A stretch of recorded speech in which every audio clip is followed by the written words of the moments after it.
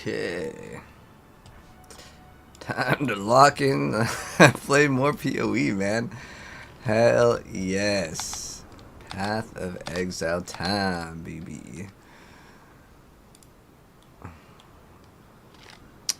There we go. What are we in? Act 6? I'm dying.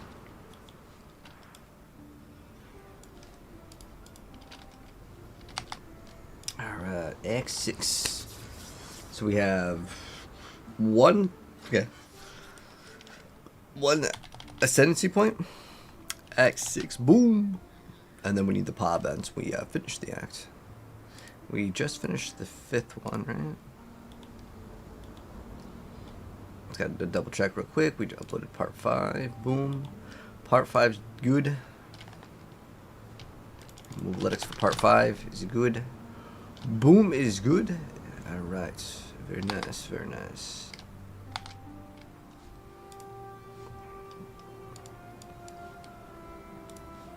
My chat box to be on this side. Boom, boom, boom, boom.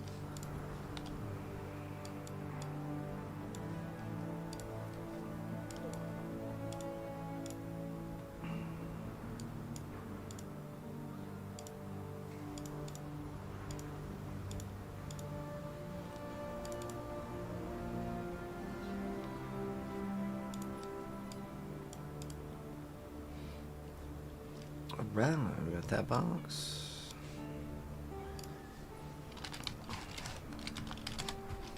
Okay, we're good.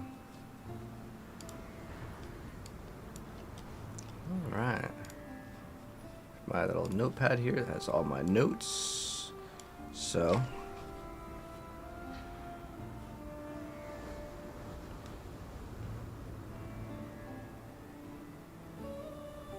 Okay.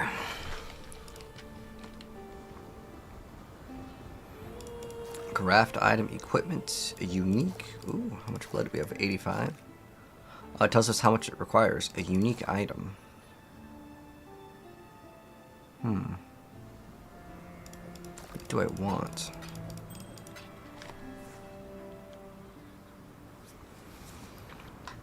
Oh, we could probably use a much better belt unless this is requirements. Oh, it's just for the gem. That's fine. I could forgo the gem. That's no problem at all. What's up, Ashton? Oh, thank you so much for the lurky. Trying to think what else we want for upgrades. We'd use it like a helm that has a bunch of like resistances. Let's see, what does our stash have? 3 orbs of alchemy. But until we get to Act 6, which we're pretty close at, we can start converting stuff to chaos orbs, which isn't a bad thing. Oh, this is like a... We need to swap that for sure. Oh, is it just for power charge on crit? Because I don't really need that. Ah. So we should use a much better ring. Once we, of course, get to see if Tessalio's sign is cheap. Boom. Sign. Tessalio's sign. Boom. Search. 6 alks. Alright, so basically it's not a non-purchasable item. This thing is really good though. This thing is really damn good, man. I could probably use some better better pair of boots for sure, man. Alright, better pair of boots, 100%. Yeah, our stuff, this one's not too bad. Could use some HP. Overall, like, it's not too bad. It's like, a lot of stuff is pretty usable. Oh, we need more lightning resistance, though. Alright. Well, either way, let's go ahead and get started, and we'll get the currency along the way. Alright, so, Act 6. Let's go ahead and get started. After I go ahead and hit live on TikTok, because I forgot to do that.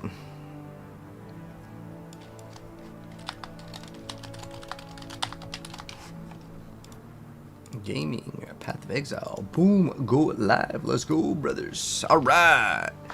Act 6, guys, let's go ahead and get started. We have some of these graphs, though, so let's go ahead and have some fun. We have one that, let's see, which one has the highest graphs? This one requires 42 for the level requirements. Okay, so I want to go with this one. I want the craft item. I'm assuming the ones that have a higher level will have a little bit more potential.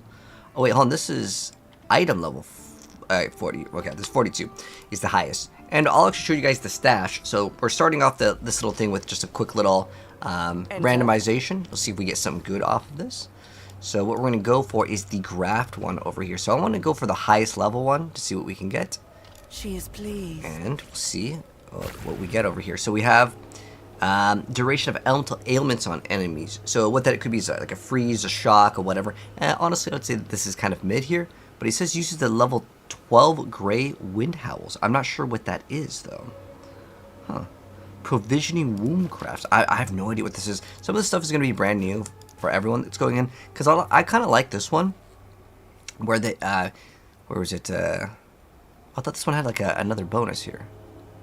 Oh, is this what? Oh. Oh, it'll remove all its stored graft blood. Oh, it's only 26. It's not very much, but we'll try this one out and then just upgrade it. Because the tree slowly starts to upgrade. Okay. So, oh, I don't want the thing to be gold instead. Okay, additional currency item. Ooh. Wow, some of these are pretty good. A full stack of currency. Additional currency. I want increased rarity of currency. Graft implants. Okay. Additional currency item seems pretty good. Well, we have basically a 100% chance for more, because I definitely don't want to convert to gold. But, I don't know, what's a full stack of currency could be pretty insane too, but like the chances of that going through are pretty low. Anyways, I just want just double. But yeah, we'll try it with this, whatever this thing does. So, okay, so it's comparing. So does it have a? So I think it has a skill. Oh, and then we're reading the skill. That's what the howl is. 20% of physical gain is extra elemental damage with the matching types. Okay. So I don't know how often. So it's how long does that last? So it only lasts 1 second, but it's 8-second cooldown. I don't know. It doesn't seem very good, but we're gonna try it out anyways. But yeah, now that we had a little bit of fun with that, let's go ahead and see what we're gonna be getting in this act. Since we're like basically towards the more beyond the mid game here. Oh, the servers looks like they're having issues. All right, finally loaded in. So there's a bunch of NPCs that we can talk to, just so they have. Oh, we are in. This is important. Note, we're in Act 6, so that allows us to have Faustus. So Faustus is really good because you can do currency exchange. Okay, so I'm gonna pull out some currency so you guys can kind of see. I have like a special tab that lets us grab all the currency.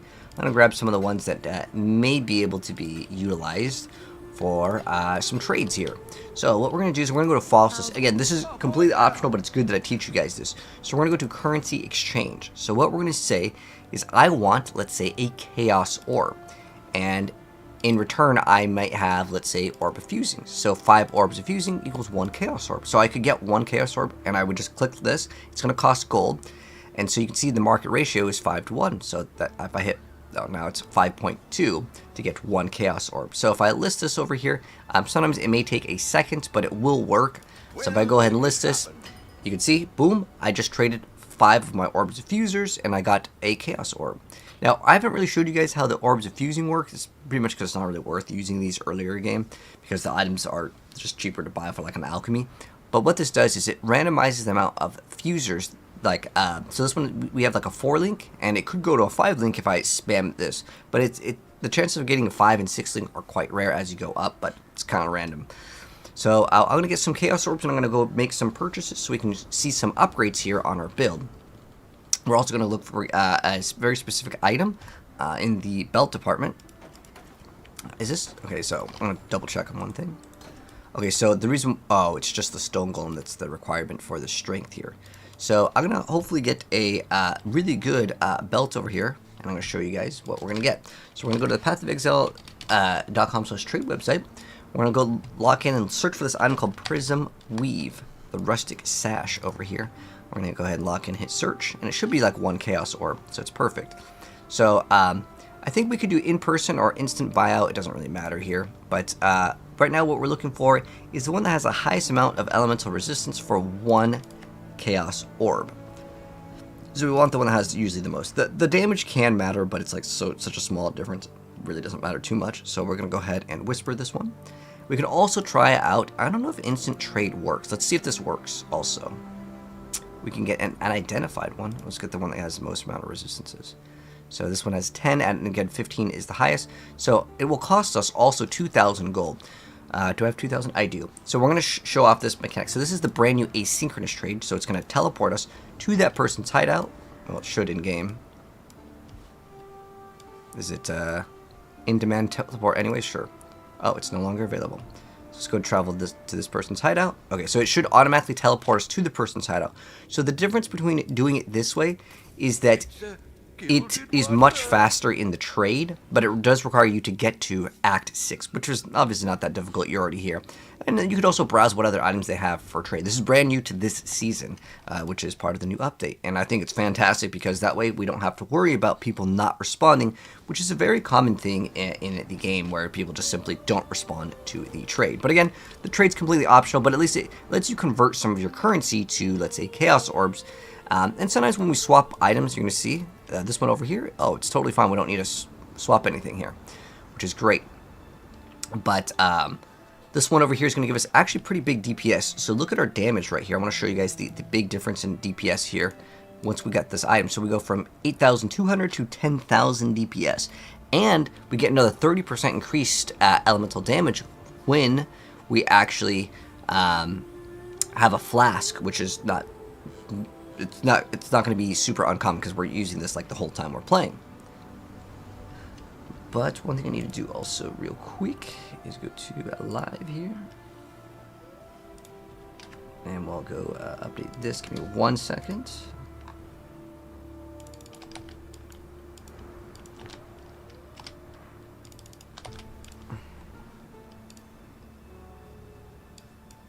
Where is it? Where is the PoE, the brand new PoE thumbnail? There we go, keepers up. Okay, and then we're just gonna go to here. Path of Exile, category gaming, Path of Exile. This is the first one. And then we'll keep it going, man. Keep it going. Alright, we're going to keep this tab open. And then also, we could... Oh, I'm going to have to re-get a new stone golem, actually, if we do that. We can also look at where to get stone golem. Look at that. Stone golem.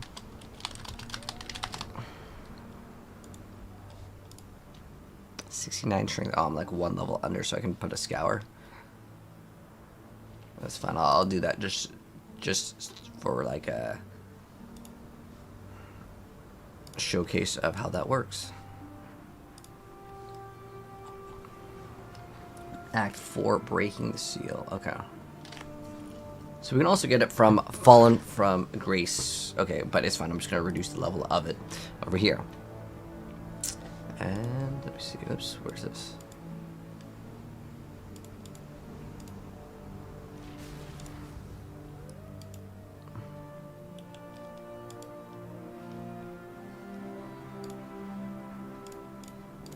Boom. Okay, there we go. All right. And we are good here. I need to pull this up.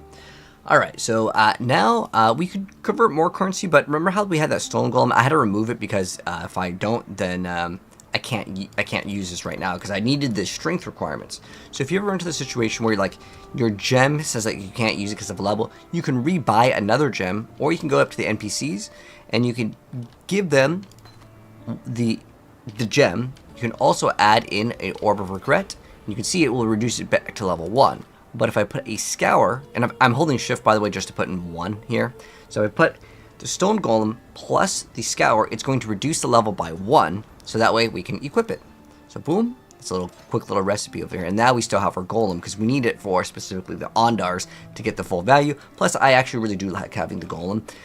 Now we can get some extra upgrades as well. And like I said, I'm going to convert some currency into the Chaos Orbs because that's kind of the currency that people use. But we could also look for potentially other things. And after mentioned that it's good to remove your items sometimes to check of like what's the requirement. So like this thing bricks our entire build because I don't have the attribute requirement. So You may want to look for items that may have all attributes. That's another option that you can go for as far as a route, but it depends on the item slot as well. So like right now we probably want that the attributes on a ring. That would be ideal, and then also getting a bunch of resistances. So what we can do, and again, all this like trade stuff is always optional, but I'm going to go to the Path of Exile trade website, and what we're going to do is we're going to look for just some rings with resistances that maybe we can get for like an Orb of Alchemy, because sometimes people just list stuff for cheaper, but usually like Chaos Orb is kind of like the gold standard that people will actually trade good items for, but we can check. So right now we're going to look up, our level is 50 right now, so we're going to go over here and then go to level 50 as the maximum, and then we're going to look for items that has as much resistances as possible. So we're going to go to ring. And we also need, I think, what does this one have for attributes? This one has currently 14. I don't know the exact number that I need for all of my gear, but let's just put 14 on all attributes. All attributes. It's so we're going to do this one. And the reason why I like pseudo is because it can count the implicit. But we want 14 here. And then we also want to have as much resistances as possible. So total resistance over here. Resistances will be the amount of numbers that it has, like cold, fire, like how many is it having, but the total number, this is what we want. And then we're going to go ahead and hit search, and we're also going to put alchemy, Orb of Alchemy, and we'll do instant buyout and in-person trade. So now we have both of the searches here. And then we're going to go to click on where it says total resistance, and boom, this is costing too many Orbs of Alchemy. We only want to spend like one because I want to try to get 2 rings. Honestly, it's going to be kind of rare to get something good here, but this one is giving us the attributes. It's giving us 35 total resistances, which, I mean, honestly is still pretty low. But if I just go to, if I change this to watch, I'll change this to 1 Chaos Orb and watch the amount of resistances we get. Instead of 35, we are getting 91 for 1 Chaos Orb. That is incredibly good. It also gives us lightning damage, and it gives us extra resistance. This is also a pretty decent ring here called the Heap of All, because it also gives you increased rarity. It kind of gives you a lot of nice things. Plus it gives you like 30 to all res, which is quite a big number. We can actually hugely benefit off of this because it also just gives us flat increased damage as well. And it's just really a solid ring overall. There's also a really good ring that we can get. Let me see if I can remove this ring. So this one, if I remove this one gives us 5 all attributes, but the rest of the stats on it are pretty weak. So what I'm going to do is I'm going to remove these gems right here because they have a high requirement. This also, we might want to reduce the level by 1 more on this one. And the reason why is you kind of need to play inventory Tetris sometimes. And right now, I think we could heavily benefit off of a Tessalio's Sign, which is going to cost us 1 Chaos Orb, if I want to go that route as well. Because this ring, honestly, it's pretty out. This one is the one that I would say we should replace. So let's just put 5 to all attributes, and this is going to make our results much better. So we're going to go to all attributes, only put in 5. We're not going to go for Tessalio's Sign yet, and I'm going to go back to the alchemy here. I have like 3 of these, but we'll just put this, and we'll go to total resistance, and you see for 2, I can get 65 resistances. It still gives me those all attributes, which is great. If we can get also maximum life, that would be ideal as well, but like 4 maximum life is like really nothing here. This one's giving us accuracy. That one's pretty good. We have increased rarity. But let's see. This one's only 1 Orb of Alchemy. This one doesn't give us HP. And the fire damage is probably the least good one out of like all of them. But let's check out our resistances. So right now, we can also look at our resistances. So we have a big chunk of lightning resistance missing. So ideally, on the resistance end, we can hit Control F and type in, let's say, like lightning resistance. And this one has 26 lightning resistance over here, so that would probably help out our build quite a bit. Let's see if some of these other ones have more. Okay, this one will basically give us, and it gives us int. It's got physical damage. Wow, this one's really good. So let's go travel the hideout. So we'll load in, and this one will again cost 1. It's highlighted in purple. We just go grab this, boom, and now we instantly have our lightning resistance basically maxed out.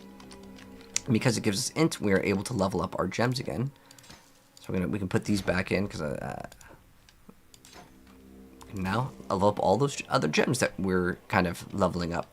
Now we also could get an upgrade in our amulet department. So in amulet, we're kind of looking for the same thing. So except for we don't need all attributes, right? I'm hoping not. Oh, another time where it just bricks it because, well, we would need the strength and the intelligence. This one's going to be probably pretty hard to get int and strength. I don't know how much we need, but we would type in 27 int, 16 strength, and let's see. So let's see if we can get it. So we don't need all attributes. We need int, which is 27, and then strength. What was it? Now, we probably don't need that exact number, but it may help out. And then we'll see it. We'll change this to ring over here, and then again, maximum level 50, or alchemy. Let's put 2. And let's see what else we could get. What else does this one have? This one has added lightning damage to attacks. That's actually a pretty good stat. There's only 2 of these here. Honestly, oh, we're in rings right now. Still, we'll go to amulet, and then let's see if we can get an upgrade. But this is slowly how you start to upgrade your characters. Yo, thank you so much for the sub-aroni. New subscriber, Slay Daddy. A Snowlarm, thank you so much, man. Let me give you Katana Flipperino, my good sir. Oh, I'm just kidding. My face cam was off. But thank you so much, sir, for this sub. Let me give you Katana Flip. Arigato, my friend. I appreciate the sub. Is Monk still meta? Well, Monk is not in Path of Exile 1, so I guess the Monk would not be meta at all, Kappa. Alright, let's see what other things we can get. We have all attributes. We have 13 to all resistance. We have elemental damage to attack skills. That's pretty good. This one's giving us physical damage, extra cast speed. We don't need that. Carnage Heart over here is giving us, let's see, physical attack damage leeches life. We have increased damage while leeching, meaning when we're leeching our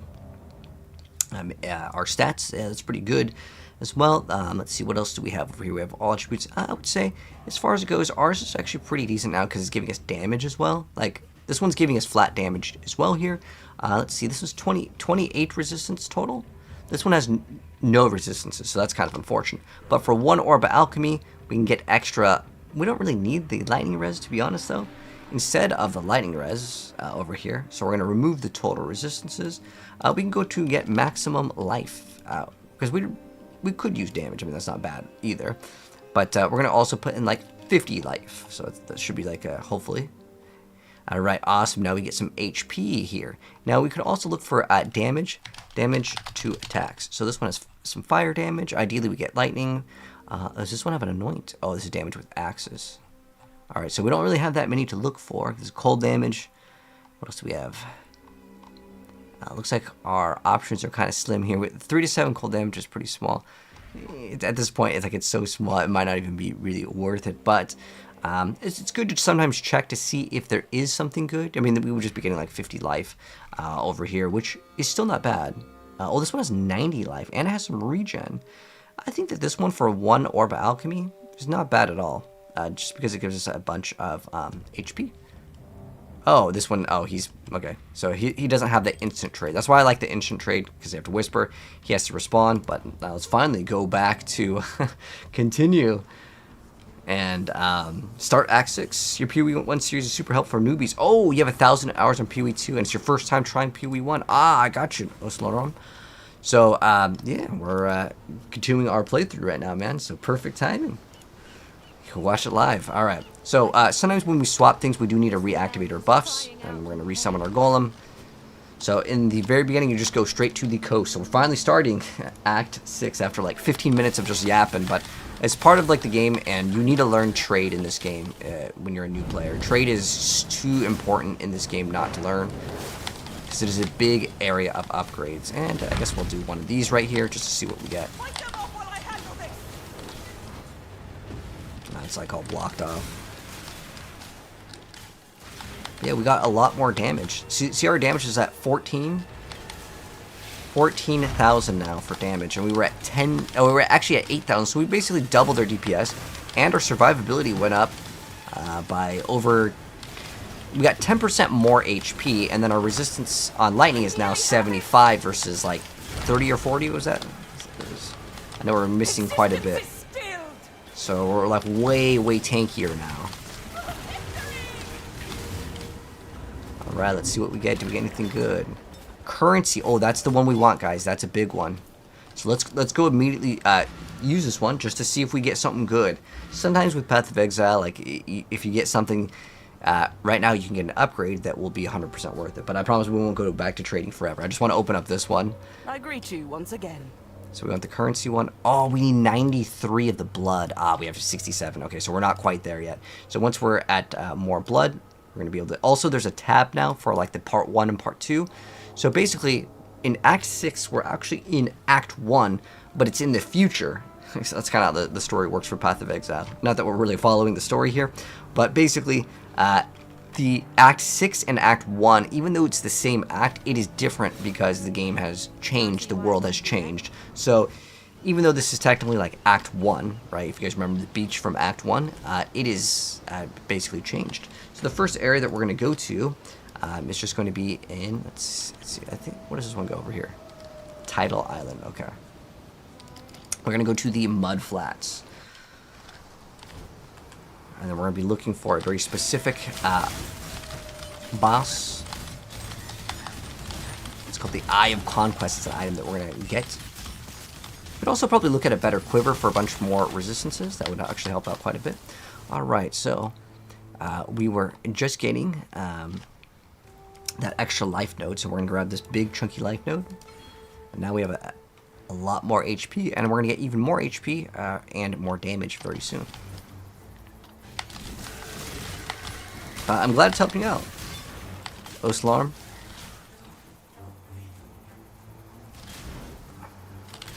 So over here, it's going to tell us we need to get the eye. So the eye will be acquired by a unique enemy. Oh, is this one of those breaches that we can just push real quick? Yeah, I like these ones. These ones that we can just push real quick, I'll always push those. Just so we can maybe get the currency change over here. This is 80, it requires 85 of the blood.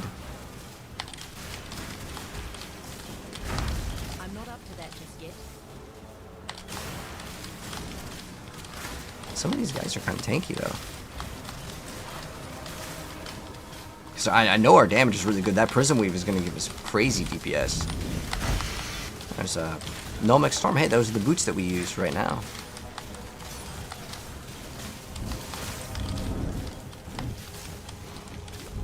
Come on, is there no more monsters? We're almost there. Come on. We're almost out of time. There's no more monsters to kill. There we go. Ooh. Just a good amount of monsters for a second. Is there any more? I want to try to get all of it so we can get the graft blood to go up. Because we're at... Okay. There's 3 portal scrolls right there. Okay. Another graft. Let's see what else we get. 6 scrolls of wisdom. Okay, that's nice. We're 117. Okay, so like I said, the reason why I want to go back instantly for that currency one is because if it drops like a Chaos Orb or 2, I can get way more DPS. As far as it goes, we'd probably upgrade our helmet. That'd be the next better upgrade for our build. So we're going to go to the monastery again. This is kind of optional here, but I'd just like to show off the new mechanics when we can. So the currency one, let's go ahead and throw that one in. We got an Instilling Orb, so this is used for the flasks later. We got an Orb of Alchemy, that's good, and a Chromatic Orb. Okay, it wasn't really anything super insane, but it's still very nice to get. Anytime you're getting Alchemy Orbs, it's great. Like I said, that's kind of what we've been using to trade and get some of our upgrades on our pieces of gear. But again, if you just literally have one Chaos Orb, you get so much better gear, which are not that rare. Again, we can convert a lot of the other currency into it if we want to, but I don't want to sit here and trade for that long. Let's see if this is any good. So this one we can maybe sell for like 1 Chaos Orb Nomics. So fantastic level. Oh, there was the special elite over here. He did this to me. So that was nice. So she was an NPC in Act 1. She was human, and now she's like a mermaid. But we're going to go ahead and take the quest item and go to the Karui Fortress. And we're going to be doing one of the first quests, which is called the Father of War.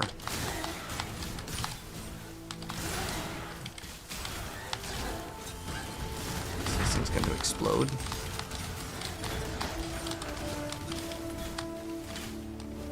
And you can see sometimes the loot gets a little bit crazy.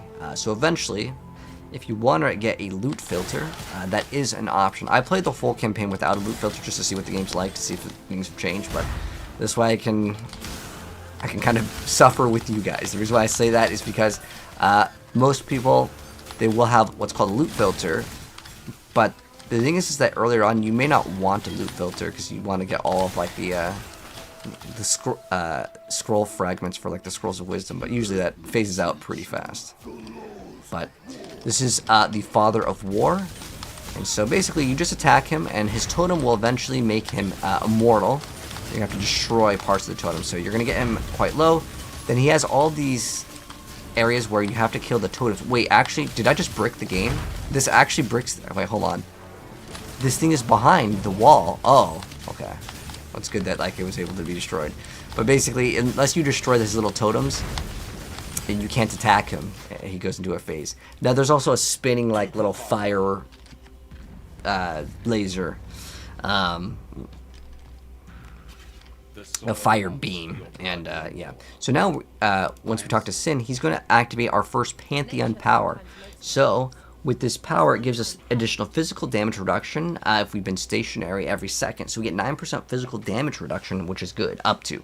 And then if we capture another soul, we can get regeneration on our HP when we are holding still, which is awesome. So you get to pick one major power and one minor power is kind of how it works. But we only have one right now, so we just take this one. So we're going to be killing a lot of these bosses, and you kind of absorb their powers, kind of like Mega Man, but it's like it's not as like powerful as a new ability. What games do I recommend playing nowadays, Unc? Oh, like what games do I like think are really good? Okay, this is like kind of, if we're talking about action RPGs, right now there really is only Diablo and Path of Exile. There really isn't any recommendation other than that. There's other action RPGs hopefully coming out in the future that hopefully will be very, very good. But as of right now, you only got really two options. Alright, we're going to work towards getting this extra penetration to get more damage here. But from Korea Fortress, we go into the Ridge. But going back to your question, Fatsos, about what games do I recommend? I don't know if you've played like Shadows of War, Shadows of Mordor. Like both of those games are just excellent, fantastic games. In fact, I went back and started playing a lot of Xbox 360 games like Vanquish and stuff, and like old games are just better, man. Metal Gear Rising: Revengeance, excellent, fantastic games. Some of the Batman Arkham series, great games as well. But yeah, I don't know. Do you mean action RPGs or do you just mean games in general?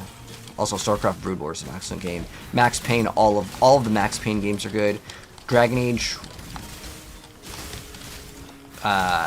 is pretty good. Mass Effect series, those are great games as well.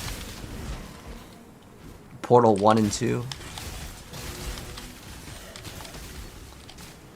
League brain rotted. Oh, like you need a break from like League of Legends. Like, do you want a multiplayer game? Honestly, I don't think there's too many multiplayer games that I'm currently playing other than Marvel Rivals. Oh, so this is called Abyss, which like you just kind of follow this thing and it kind of summons monsters. We're not going to really engage with it, to be honest. And the reason why I'm saying we're not going to really engage with it is because I just think it's just much smarter just to get to the end of the game. And like all the currency and stuff, we'll get more of that towards the end game. Like in the very beginning, like you get like so little, it's not even worth it. All right, so important thing here. So the Father of War, which is that boss that we did that had the little totems, the fire guy, he gives us a quest point, which we will get later. But in this area, the lower prison, we will be getting a Trial of Ascendancy point. So we're going to get more special skill points for our Ascendancy class, or like a super class, or prestiged class, whatever you want to call it. Oh, you know what is actually coming out that I might be interested in is this year's Call of Duty. They said they're going to be kind of toning down the skill-based matchmaking, which makes me excited. So we'll see if that actually is going to be fun, because I usually like playing Call of Duty up until like Black Ops 4. Until Black Ops 4, the game I think was in a much better spot. Okay, so now we are at the tower, but remember, we want the Trial of Ascendancy done now, if we can. Lost Ark. I tried out Lost Ark. Lost Ark feels more MMO than like strictly ARPG, unless they make like Lost Ark 2. In the court of the goddess, every man and woman is deemed worthy of redemption. Though you might be shackled, It's kind of hard to see sometimes with all the other VFX. trials ahead. So now this one is basically the same thing as the other one. It's basically these little spikes. This one's a little bit harder, but we didn't even get hit by it at all. Oh, there's like 2 areas, but you can just dash up and portal. Belief is the strongest Easy, metal okay. of them all. Now we go through the portal, that puts us back, and we can go up the tower.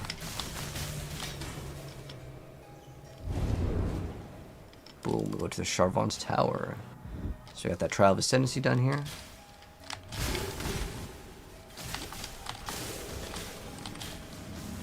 BO3 was your last Call of Duty. Yeah, like Black Ops up until 4, the skill base was really not as relevant. Now everyone has like a 1KD for the most part. That's just how some games are. Games are usually algorithm based, and I think it ruins them a lot of the times. Interesting enough, there's a lot of MMOs and action RPGs that actually have a system that is very, very strange. So how it works is, if there's a lot of players in the game, the drop rates actually change based on the economy of the players, which is really strange. Again, it's all done through retention rate to keep people interested in playing the game. Now, I don't think Path of Exile does this, but there's a lot of games that do it, man. They basically manipulate the drop rates based on how long they think you'll actually play the game.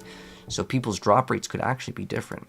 But anyways, we're going to go down here. Again, we're going to be getting all 3 of these. These are going to give us extra damage.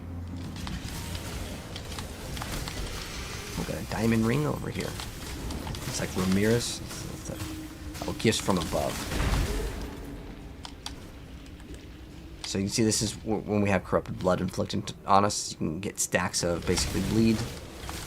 And yeah, it does some damage. I'm not up for that just yet. Basically, we're just going to attack and move. Attack and move. And eventually we're going to get a bow. If we can get like 1 Chaos Orb, we could probably get a pretty insane bow actually at this point. I think we can get a way better bow. For 1 Chaos Orb. Once we get that. So what we're doing over here is we're basically just climbing up the tower.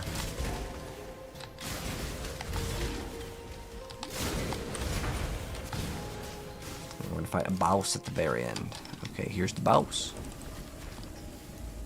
So if you remember Brutus from Act 1, he has been revived. He's like Frieza, they bring him back. So Chevron basically...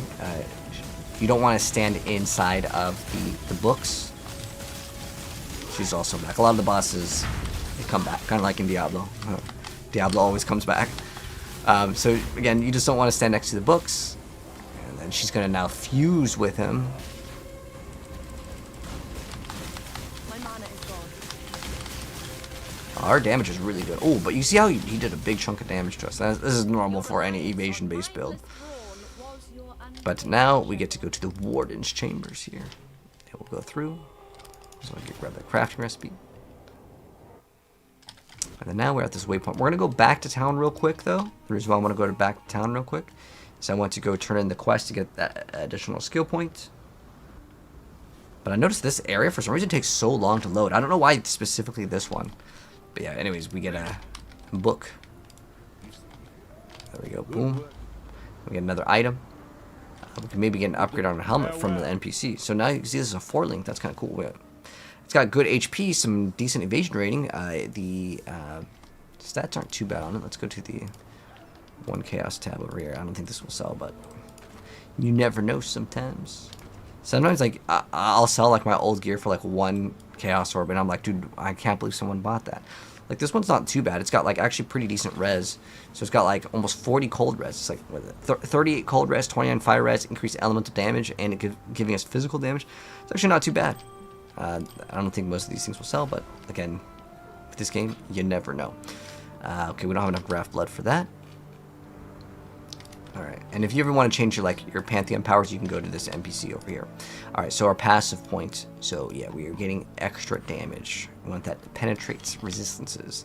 It'll just basically give us a decent amount of extra damage for specifically the bosses. But, yeah, let's go back to where we were, which was the Prisoner's Gate.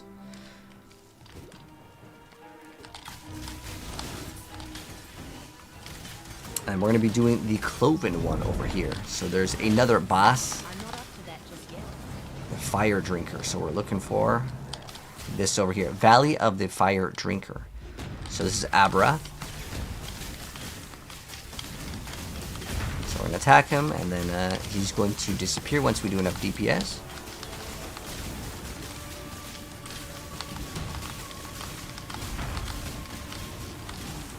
But yeah, the reason why I really like those returning projectiles is because it just covers so much of the screen. You really don't need to aim. This is PoE 1 to answer your question, Mikey. Oh, you thought this was PoE 2? Ah, yes, this is PoE 1. The graphics aren't really that bad for this game being so old. But anyways, after you do enough damage to him, you just, when he goes away, you just walk to the next area.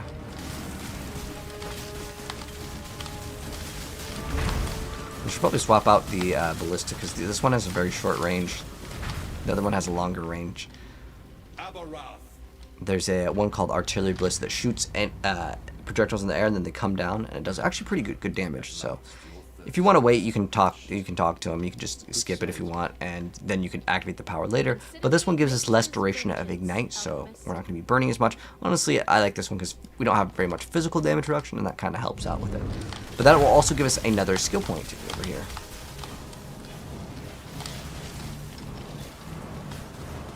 What are you doing? Go drag me. Not over there. We're just trying to progress.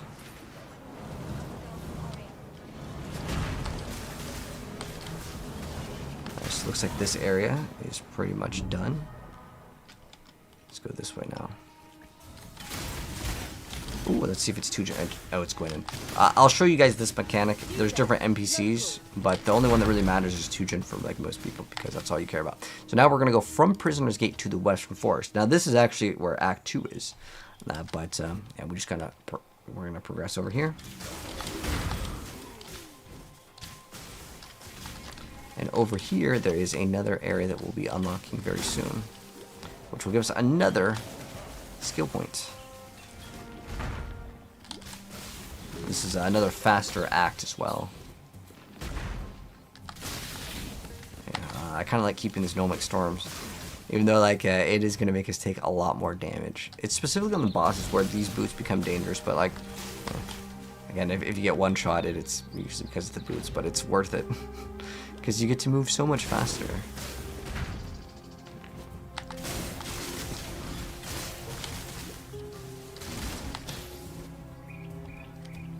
So we're to the riverways.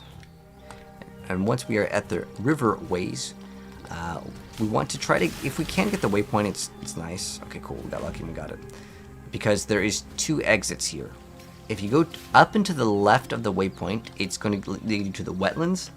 Most of the time. And in the wetlands, this is where we need to go to fight a boss, and then we're going to use the waypoint to go back.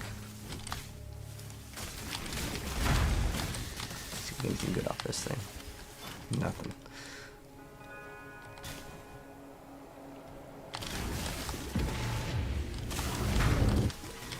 You can beat Cyrus with Tessalio rings. They cost 2 chaos. You get 2. Yeah, those are great, man. Yeah, Tessalio's sign is actually like super strong for rings, man. You can even get the replica ones. Those give you big DPS as well. But yeah, as far as those rings go, they're pretty hard to beat, especially for like cheap, you know. Ooh, level up.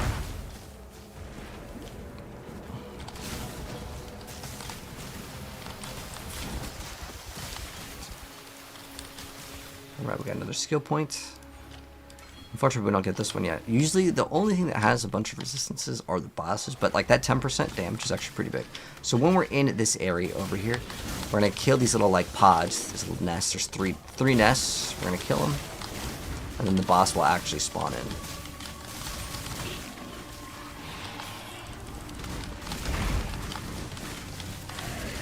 And this boss is pretty easy. Just attack and move, and you're good to go. And then if you want to wait for the this thing, you can honestly just go back to town, because we're going to go back to town anyways.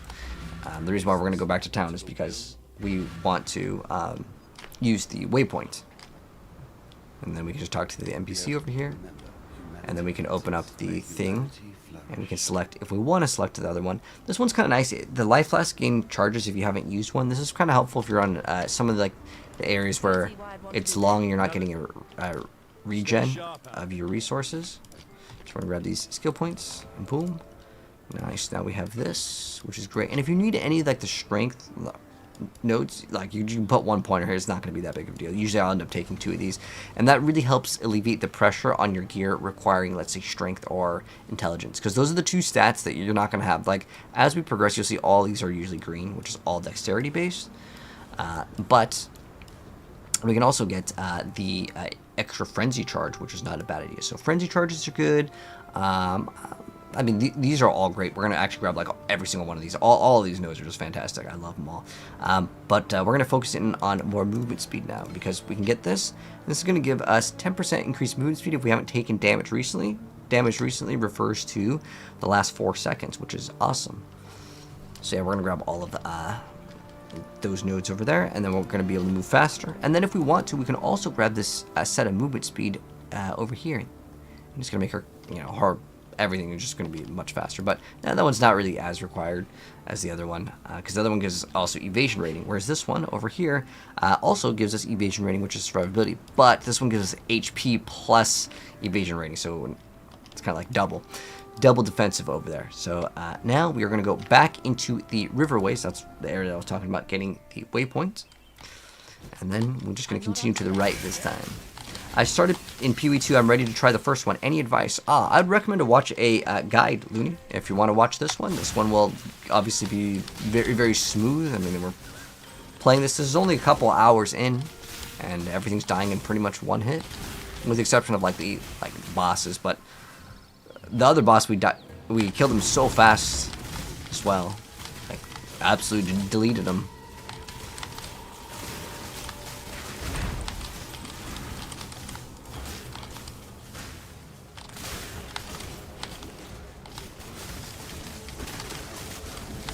Two chromatic orbs, nice.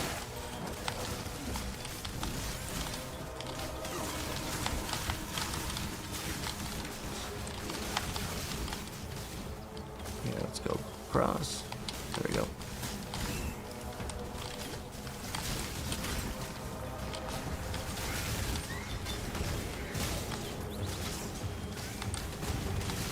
Let's see our loot. Got one vault orb. Oh, okay. That's a divination card. So basically, divination cards are stacks of cards. When you have like a full stack, you get whatever the reward is for it. It looks like this is going to be actually over here.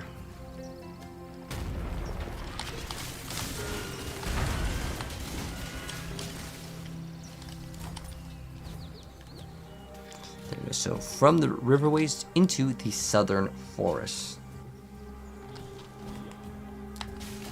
And we fight the final boss of the act. I'm actually not even sure why they put up these walls. It doesn't really feel like it's necessary at all. Maybe it'll make sense later, so you can maybe funnel in the enemies.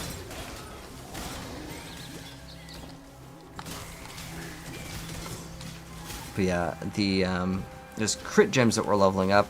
They'll be used towards like the end of the game, because it gives you big bonus in damage. A crit is very, very good at the end of the game. You'll get about 50-ish% crit is really, really achievable in this game.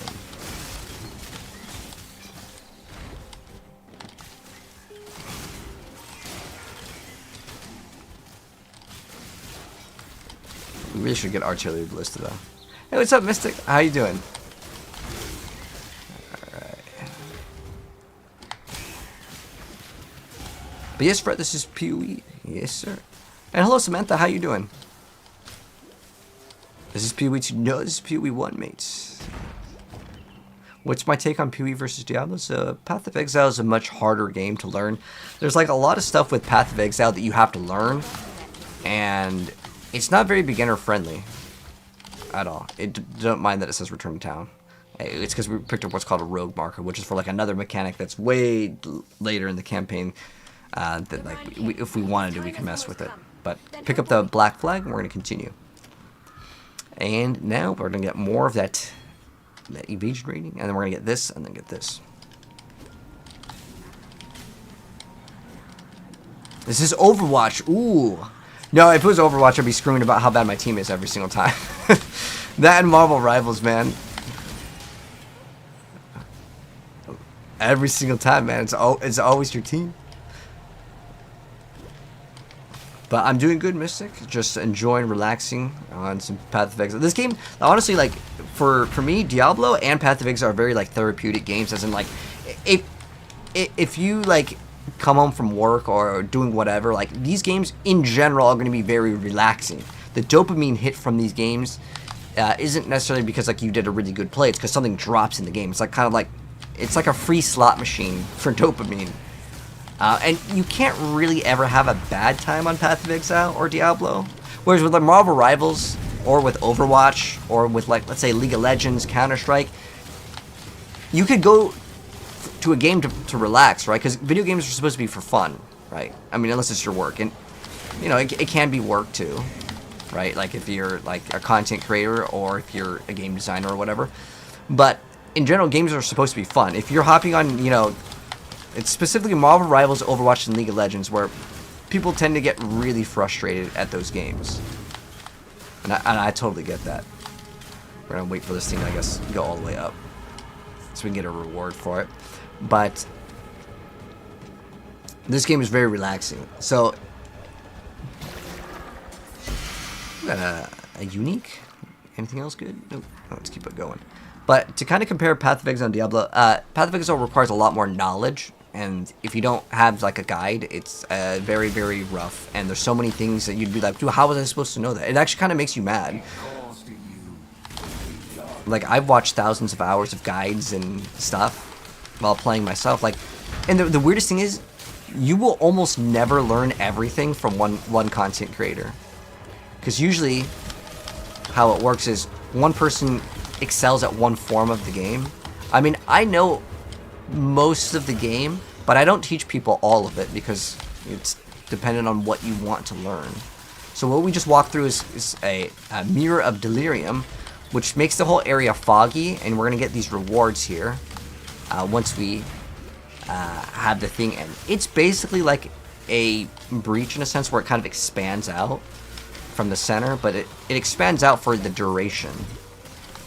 But it will make you deal less damage as you get more delirious, which is how kind of thick the fog is, if you kind of want to put it that way. It's not necessarily the visuals, but it's like how hard the area is, how delirious is the area. But you'll see that these rewards will be given to us once the time runs out. So in this area, this actually matters for like the, oh, whoa, that's a lot of damage. And if you ever want to end the delirium because the monsters are, let's say, too strong, you can just click on this. I'll do it after we get to the next like reward, because you get more rewards, but you need to stand inside the circle here. This is not for the delirium. This is part of like the main quest line, to stand inside this little thing and have it go. I make PoE look easy. Okay, yeah, PoE 1 and 2 are actually both challenging, but like we can just hit this, and this will stop the monsters from being as difficult as they are. Oh, we got a cluster jewel over here. Cool. Which is something that we can show off very soon. Oh, there we go. So there's actually 2 of these that we have to activate. Is long hair Slaydra coming back? It's possible. I'd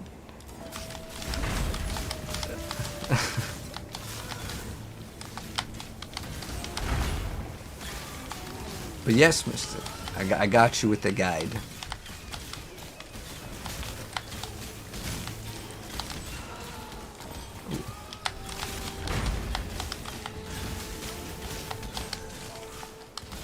Alright, we have a skill point to put in, so we're going to get this one over here. This is going to be a big note, because we have a chance to suppress damage on full HP. Now, I don't actually count this one as actually in the spell suppression like area, because it's an unreliable stat, but it does work. So what spell suppression is like, let's say a spell, like a fire spell, hits us for 1,000 damage. If we have 100% chance to spell suppress, it then does half of the damage. So if it's 1,000 damage, it will then do 500. But we also have that fire resistance. So if it's 1,000 damage and we have 75% damage reduction, well, that hits for 250. But then we also have that additional spell suppression to factor in. Oh, we gotta go push the button at the top. So after you bring both of those little like beacons here, you tend to touch the top over there. And then a ship will come over, and he will let us go to the final boss. This is actually another faster act. Alright. And then now we go to the final boss of the act. And this one's it's kind of a little bit shorter. I'm not up. No single being should have the power. I mean, we spent like 15 minutes trading. But that's part of getting upgrades, and it's part of learning the game. Ooh, solid snake. Oh.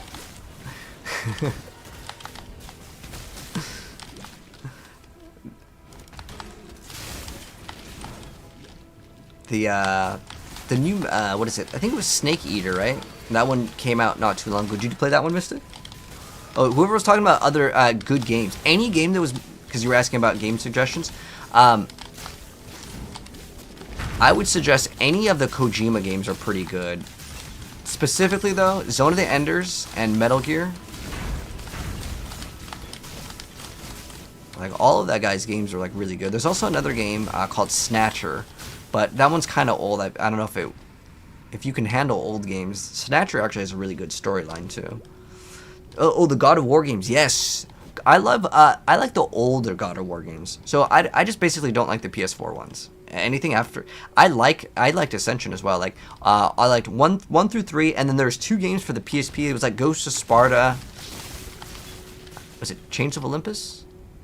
Both the PSP God of War games are good too. I finished all of those. We actually streamed all the God of War games, except for the most recent one I haven't played. I played the first one that came out for the PS4. I played it, and I didn't like it. Yeah, I didn't like the gameplay. It like has like this over the shoulder feel versus like the like top down. I don't know. I really like the old God of War games so much more. 3 and Ascension are like excellent. But like I said, all of them are really good. But I haven't played the newest one. Maybe that one's better than the first PS4 one, but I don't think the new ones are actually bad games. I just don't think that they interest me. There's a lot of these open world games that feel too similar. Like, Uncharted 2 was a really good game, but then like I went back and played like Uncharted 3, and like I didn't even finish Uncharted 3.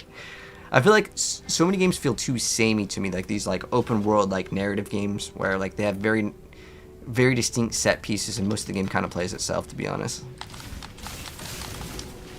Like I like games where it requires you to actually think most of the time. I mean, I do like Call of Duty, and most of the time that game's relatively straightforward. But I'm excited about that campaign for the new Black Ops as well. Alright, so where we need to go? From the Brine King's Reef, so we go off on that boat. We go to the Brine King's Reef now. So this area is going to have a boss. So Nessa was the NPC. Now she's like a mermaid. Well, she's actually not even just a mermaid. She's actually like being mind controlled by the Brine King. I'm new, but this league are fresh. Yes, a league is a fresh start, and then we have these brand new arms. You see how our character has an arm like attached to them, and then so we get like abilities from this as well. Oh, okay, did big damage. Oh, he's doing crazy DPS. So this guy, I believe, does cold and lightning damage. Wow, that is actually insane DPS that he's doing to us, but we're also doing insane DPS to the boss. So how this mechanic works: when the water comes in, you're gonna see these other like white swirls. Do not stand in the white swirls. It will one-shot you sometimes. But basically, yeah, there's attack and move, and he melted very fast. Our DPS is actually really good too. He's already in like the second phase. So you can just move around. Again, don't stand in the white circles.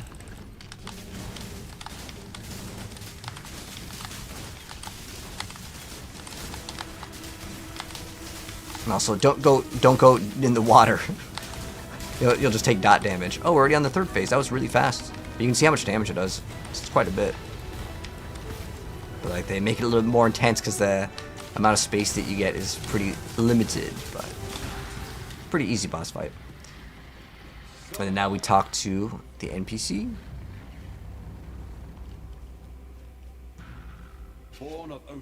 Okay, Whalem.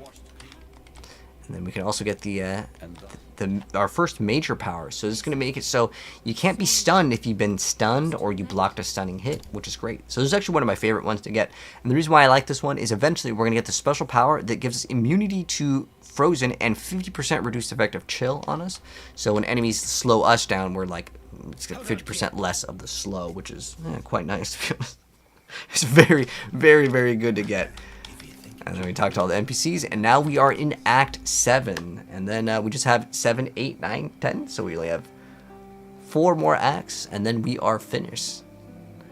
Yeah, so we have 4 more acts, and then we will be at the end. But like I said, the game gets a little bit faster as you progress. And we can actually maybe use a better bow for our next part of our play session. We'll talk about upgrades, but let's go wrap up part 6, which is Act 6 of our playthrough. But GG's. This boss is doing crazy damage because boss fast. Oh yes, that boss actually does really, really big damage, but it's okay. We do big damage too, so it's no problem, no problem. But what are you playing now, Mystic? Are you playing any new games? Because I think you like RPG games as well, right? Never stand on any of the swirls. Yeah, everything just does dot damage. You've been playing Baldur's Gate 3. Oh, that's another great game, man. I actually haven't finished Baldur's Gate 3. I have like 10 hours in the game, and I love that game, and it's amazing, and I just haven't played it. How long does it take to unlock the season armor? Oh, brother, those things take so long. I'm not gonna lie, those actually take a really long time. Like, let's see. We have probably about, how many things? Like 7 hours. Like, I have 7 hours in, and I'm at 4 out of the 40 points. Most of these are activated towards the end, though. But as far as the armor goes, it doesn't even look that good. I feel like the armor is kind of weak. You have to fire up Skyrim. Oh, did you get more Skyrim mods? How about the Outer Worlds, Mystic? That might be a game that is kind of similar that you may actually enjoy. So you can look into that one. But let me go ahead and grab the pop, because I need to grab this for my guide. Sorry, don't save. Whoops. Imports. So our character's what, level 56 now? I'm going to go to generate copy. Go to mobilytics. And I'll also link this for you guys in the Twitch chat. So we're going to go to Path of Exile. Go to build planner. Create a build. And also go to this. Not profile. Where is it? Okay, here we go. And we go to import. Update this. And then we're going to go to Act 5. Copy and paste this. We can change this to Act 6. So if anyone needs the Act 6 build, it will be linked in the Twitch chat. The reason why is like the other ones that scuffed.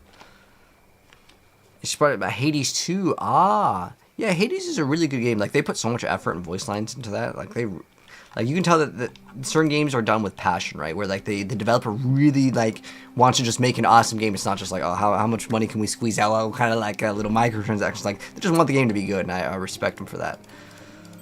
All right.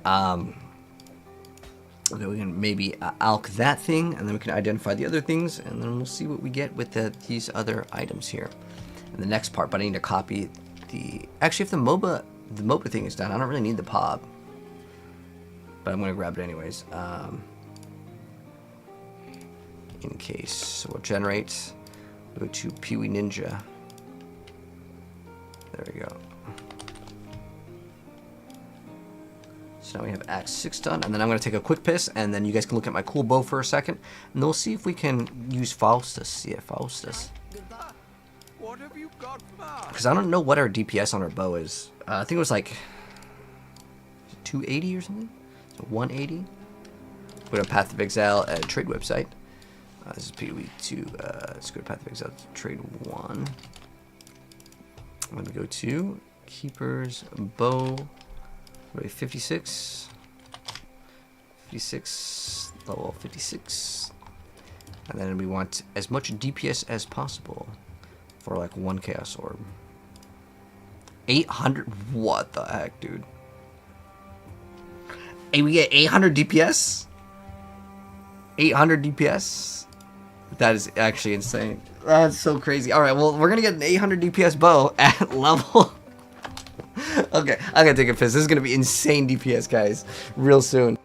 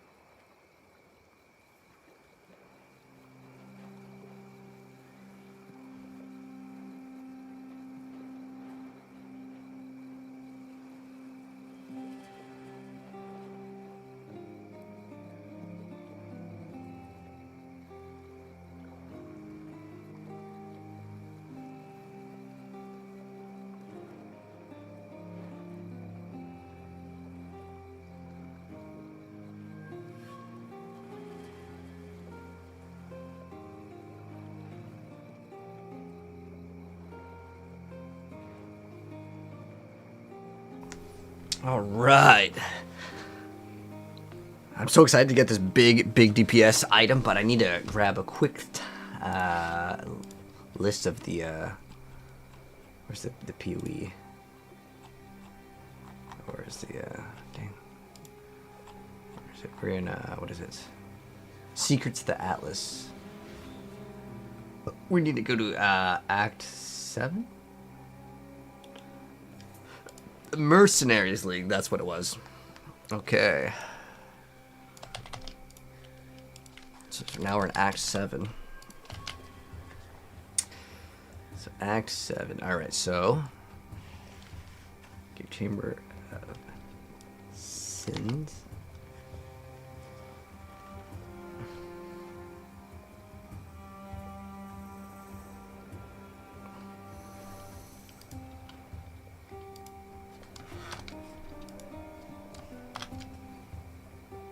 There's only one trial of ascendancy? Okay, so this is actually a fast Act 2. Okay. So let's get started in Act 7. So we're going to get an upgrade on our DPS. Hello, Stream Hub. How are you doing? Anyways, let's get started with an upgrade. We're actually going to look for a better bow here, but we're going to spend 1 Chaos Orb. So we're going to go to this NPC Faustus over here, and we're going to go to Currency Exchange. And this I highly recommend you guys do. Even though I say like trading is optional, as always, it is definitely worth it. I'm going to go get rid of these items out of our inventory really quick. So you can sell them to the NPCs, or we can go to, like, I have a stash here, and I've been just listing things as, like, 1 Chaos Orb. Now, there's been no bites, but that's normal. Also, if you get any of these cluster jewels that are white, you can always throw in an Orb of Alchemy to see if they give you... That's actually a pretty good one, Prismatic Heart. This one's giving us increased lightning damage. Actually, this one is pretty nice. So this is a large cluster jewel. We might be able to actually utilize this, because Prismatic Heart is pretty nice. It gives you LA damage and resistances. Some of these can be worth stuff, and the easy way to tell if it's worth anything, I know Prismatic Heart is actually a pretty good one. It might be worth more than 1 Chaos Orb. And I'm going to throw this in here, and if we get like a bunch of people that whisper us instantly, we'll know that the item is priced for too cheap. But what we're going to do now is, again, go to Faustus, we're going to go to Currency Exchange, and say I want Chaos Orb. And then we're going to say that I have, and then we're going to select whatever we have, whether that's Orb of Regrets. So, wow. So we have, I think, what do we have? These 3? 3 of these could be worth 2. How How many do we have of these? We have 3. Okay, that's fine. Even though we're not getting like a good ratio, I don't have 4 of these, and it's fine. The ratio is like, yeah, it could be better, but it's not that big of a deal. But we have 2 Chaos Orbs now. So with these 2 Chaos Orbs, what we're going to do is we are going to get 1 upgrade. There's going to be a bow. The other upgrade, I'm thinking that we go for the quiver, because a quiver can give us a huge amount of resistances as well as HP for relatively cheap. Our helmet is actually really bad here. A helmet is probably going to be #1 priority, actually, because this needs to be updated. But also, one thing to also note is we want to make sure our accuracy right now is 1500 and we have 1200 HP. We're getting pretty close to where we might get too much HP and then we lose big DPS.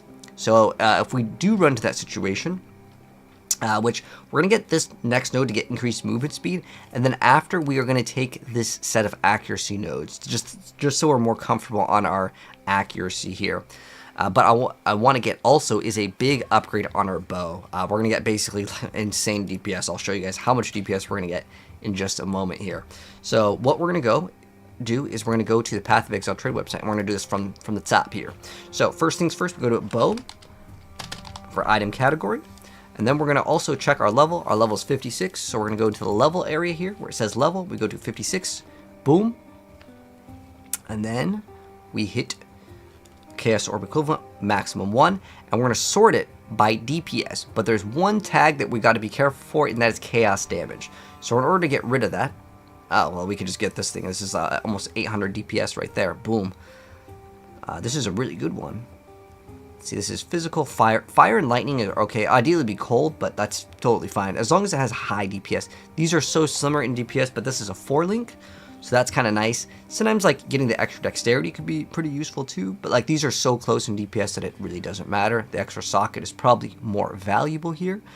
But there could be other things, like you can get extra resistances potentially, and that could be a good thing to go for as well. But, like, this is going to be huge DPS increase. Like, this one also gives you life per enemy hit, and that's not a bad stat. You can definitely factor that in.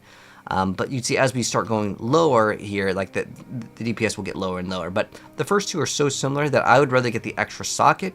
For the difference in DPS is literally 1. This is fire lightning. This is fire lightning. If it was cold, I would think about it.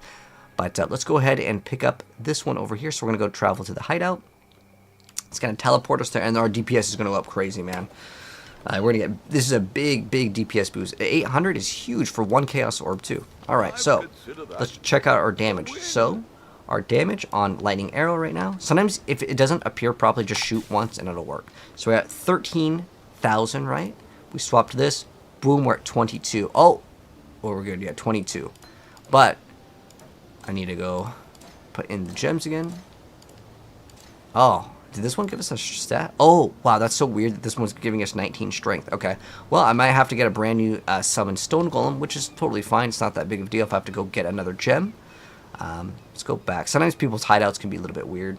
So we're going to go back to Act 7 over here. So, again, that was basically doubling our DPS, right? So we went from, yeah, it's almost double the DPS. So that's a big upgrade here. And we could always list our old items, or you can try to trade your old items. So I'm just going to throw it in here. But we have another upgrade to go for that can really help out. This one is also giving us accuracy, which is actually kind of nice. But we're going to get a bunch of accuracy very soon. So what we're going to look for is a item that has resistances as well as HP. Basically, that's all your defensive stats. Just like a bunch of...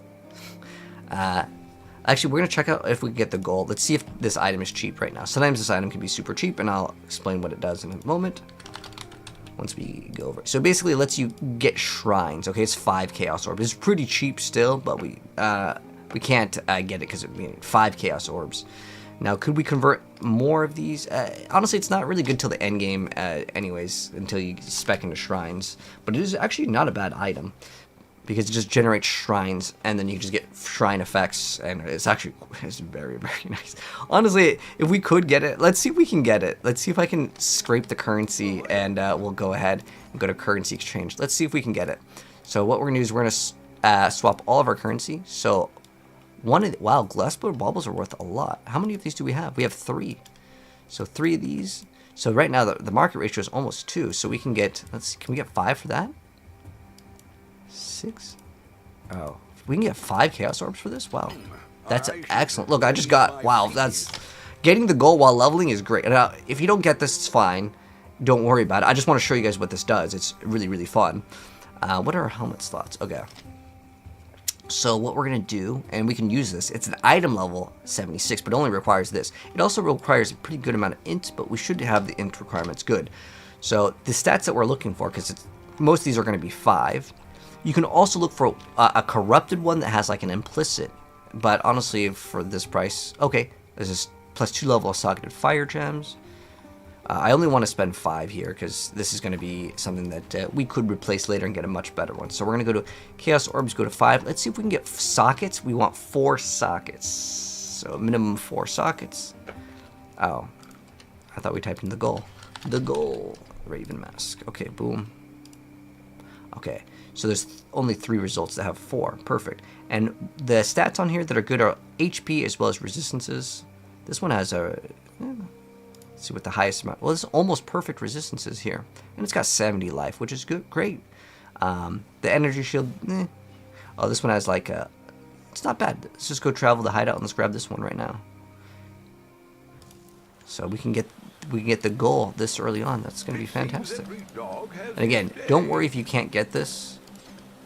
And what we're going to try to do now, we also need to lower the level of our summon stone golem. Now. We could use those scour orbs, but let's see, do we have? Okay, we have a scour orb, so we'll reduce the level by like 1 or 2. Sometimes it's better just to buy one, like if we can go buy one. And if you ever need to go learn where you can get them, just go to, you can just type in summon stone golem PoE wiki, and we'll like bring up this, and we can get this from Breaking the Seal Act 4 as a quest reward, or after we do this one, this quest over here, Breaking the Seal, this is acquired in Act 4. Be kind. So we go to Act 4 over here, and we're going to go get this, and then we'll finally play. I know it takes a little bit of time. You want to try Ninja Gaiden 4? Oh!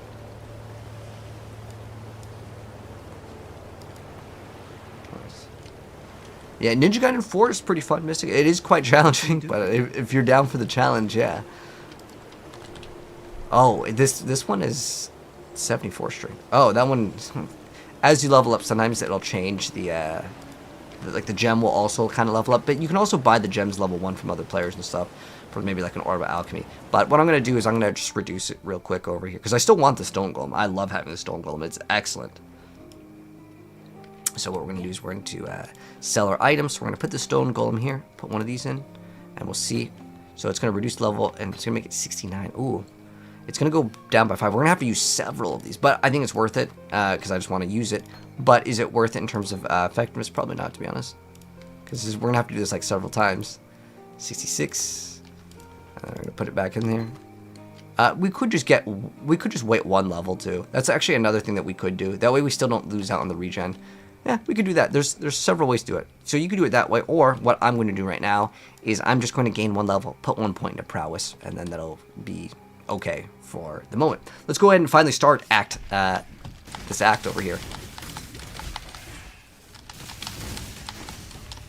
Our DPS is really good. I can really feel it. So yeah, awesome, man. Awesome stuff. So we're going from the broken bridge to another location. Usually it's just to the left. You do not need the waypoint in this area, but the next area you want the waypoint in because it's kind of like the center area, and you go to other areas. What does the Stone Golem do? So it just gives us life regen, and these gloves are pretty much the best gloves in the entire game until you get like actual currency. The reason why is because 30% attack speed is unbeatable, and you get like, what is it, 30 to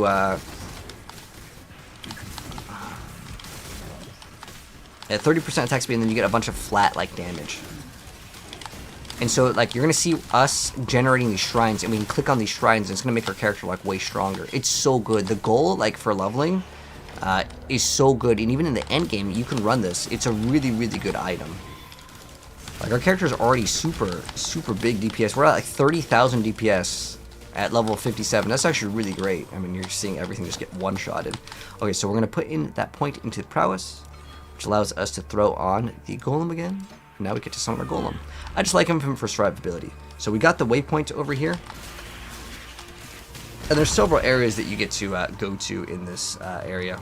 one of the areas is going to be locked off.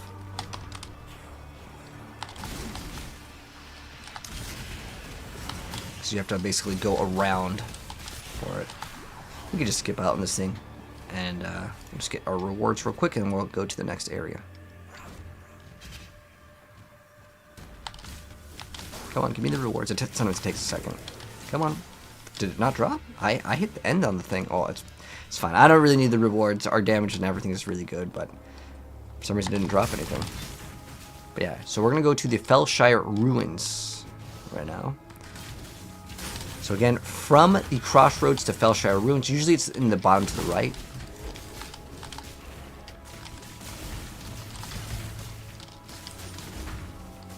But there's like 2 different areas that you can choose to go to. There's 3 different areas that you go to, but one of them's locked off. Let's keep on going.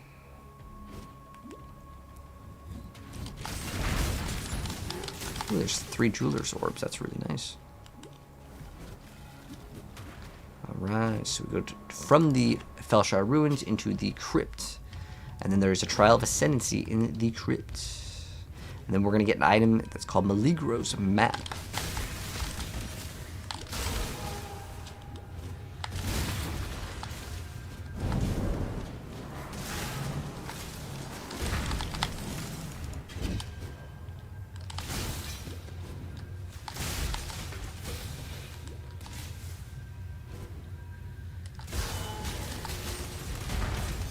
Damage is so smooth though. Okay, so here we go, Maligro's Map. But remember, we did not get the Trial of Ascendancy done, so we're gonna have to look out for that.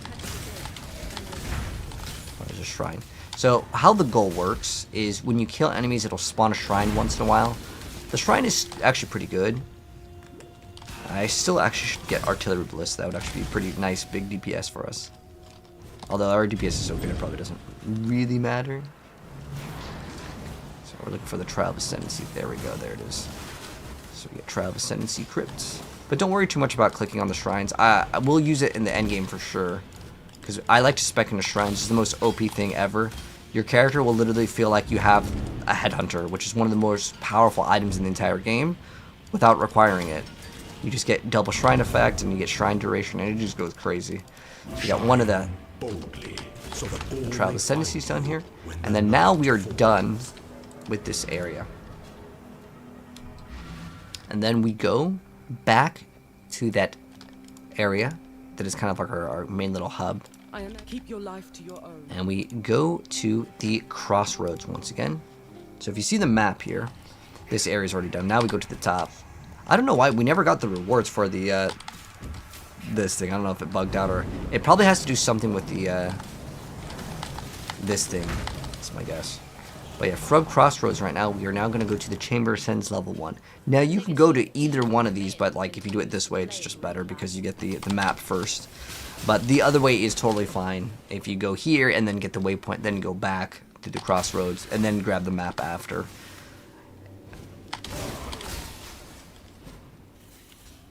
Okay, so what we do over here is we click on the map device. Get the waypoint, by the way. We're going to put in this Maligro's Map inside over here, and it's going to open up Maligro's Sanctum, and this is basically how the endgame works for the Path of Exile. You go to these little maps, and in these maps,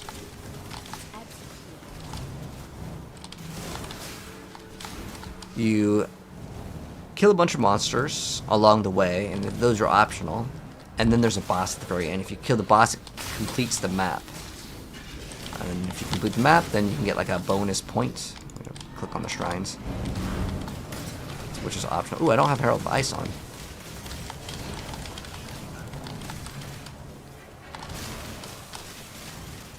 But it's okay, because we still have that. The reason why I play Herald of Ice and added cold damage is just for the clear speed. Just excellent. All these extra shrines is going to be awesome. But they're like lesser shrines, they're kind of weaker ones. Now we're going to get this increased 10% movement speed, if we haven't hit recently. You see our HP and everything is just like really smooth, man. It's excellent. But we're going to get more accuracy now because we're going to get really close. Because our accuracy is, oh, actually right now it's 2,000. 2,000 accuracy. Huh. I'm not up to that just yet. Oh, does this give us accuracy? Oh. I don't know what's giving us so much accuracy. Oh, does this give you accuracy? Something it feels like is giving us accuracy because it shouldn't be this much. But either way, it's fine. I'm still going to get that accuracy node just so we can be real comfortable. And I have no idea. What is giving us that much accuracy?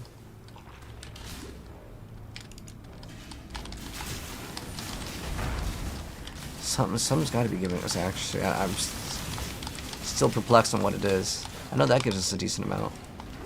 But anyways, we're fighting a boss here. That was the boss, by the way. Oh man, our DPS is so good. There's not really too much with this boss, though. He can kind of just teleports around. He has like a phase where he's like a spider-scorpion hybrid sort of thing, but yeah, so that was the boss. Now we get the Black Venom, and we go back to the Chamber of Sins, and we talk to Silk. He's going to give us the Obsidian Key, and we're going to use this to get to the next area. Also, if you see any crafting recipes while we're playing, just pick them up. Even if you don't plan to craft on it, it's still probably good to go and get. Because, like, crafting in PoE 1, like, there's very basic level of crafting where it's like, okay, you have an item that has an open, like, thing, just get a bonus on it, you know, just throw something on it, and it just works. But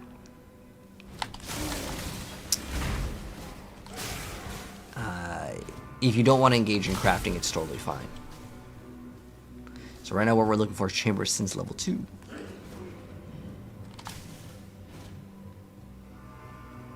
There we go. So Chamber of Sins level 2. Because if you don't have the key, that purple area kind of locks you out. So there's another Trial of Ascendancy here. This is Chamber of Sins level 2. Another Trial of Ascendancy. So we're going to get that super class. This next upgrade. Which will probably be Tailwind for us. Or we can get Chain. Again, Chain is really good as well. Like, but I feel like Lightning Arrow is so good. I could probably deal without Chain. Okay, so these ones are timed crank. Some of these will have like a timer and you got to be fast. But the very first few like timing ones are like so chill. Now we can access this area again. So now we gotta hit this timed crank. And we gotta go fast. Okay, there we go. There is a fine line between consideration and hesitation. Nice. We got that Trial of Ascendancy done. It's fear. If you want one of the hideouts that has this kind of theme, you can also get one. Good option. Yo, what's up, Platypus? You're also grinding PoE at 2 a.m.? Dude, when I play PoE, dude, I swear I can go longer. In this game and Diablo 2 are the two games that, like, dude, like, I can easily play for like 20-30 hours and, like, dude, I'm chilling, man. It's just like, I don't really get tired of these games as long as I haven't played them in like a couple months. That's why I like coming back to PoE 1 every once in a while. Like, it feels really good. But from Chamber of Sins, we're gonna go all the way around and we're gonna go to the secret passage and we'll go to the den.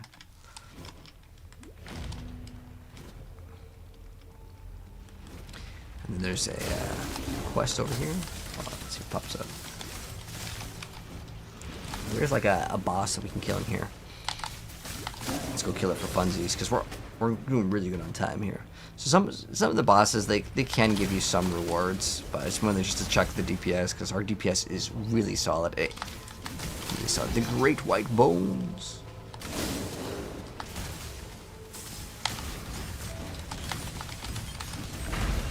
Adaptive resistances. I wonder what adaptive resistance means. I'm guessing it means whatever damage they take is what they will start like resisting, right? That's probably what that adaptive resistance is. I don't know if I've seen that mod before. Is it a newer one? Right over here, the Ashen Fields. There's still a chance these fields can heal. Okay. If I can put a stop to this.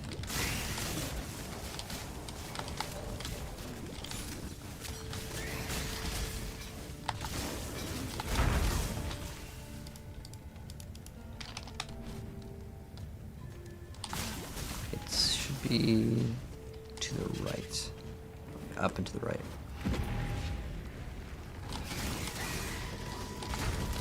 Hello, Pancake. How you doing? The breach has collapsed. Oh, it's actually way to the left. Unlucky. Alright, now we fight boss. The boss time.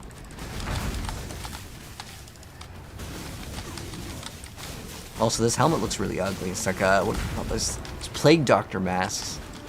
But basically, this guy comes out, the Groost. Oh my gosh, her DPS is crazy. He doesn't really have any mechanics to teach, really. He's kind of attack and move, and he'll melt pretty fast. But geez, I actually didn't expect him to melt that fast. That was crazy fast. Holy. All right, well, that was one of like the bigger bosses.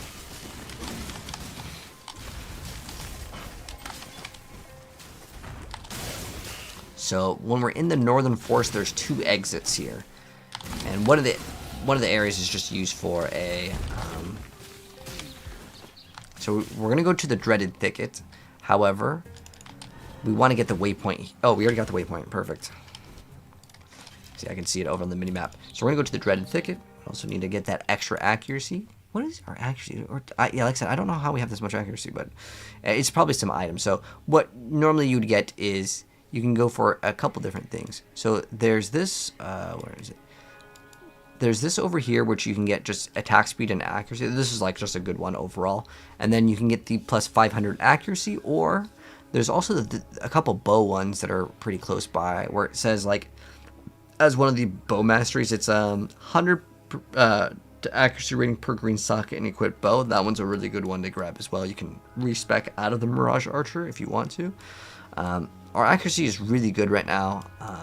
If you just type in the word accuracy, there's one that gives you accuracy and crit, like up here. But remember, our crit doesn't do any damage. So it depends on what you want to go for. I'm going to grab all these accuracy nodes just so it's a lot more comfortable, because I know it's some item here. Was it this? Oh, our amulet was giving us extra accuracy. Okay. I know that the number of accuracy was like way higher. Like it was like off. Well, there's a crafting recipe. So in the Dreaded Thicket, we have to pick up 7 of these fireflies. So you click on them once, and then they drop, and then they can be picked up. There's also a boss that we can kill in here. And it'll pop up after we get closer.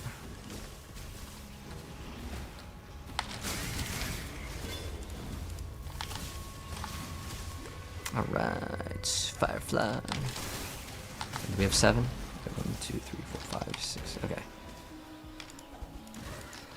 This should be 7 right here. Nice, we got all 7 of them. And once we get 7 of the fireflies, we take it to the next zone. But this is the Gruthkul, the Mother of Despair. Okay, we're gonna talk to Aramir later, but so we're gonna kill that big bear over here. And like I said, the reason why we want to get the waypoint is because we're gonna teleport back. So now we are gonna go from where we just were, which was the Dreaded Thicket. You do not need the Dreaded Thicket waypoint, by the way. You just need the Northern Forest one. Oh, we could also technically talk to the NPC to get to our reward here, as long as we have enough to accept the book reward.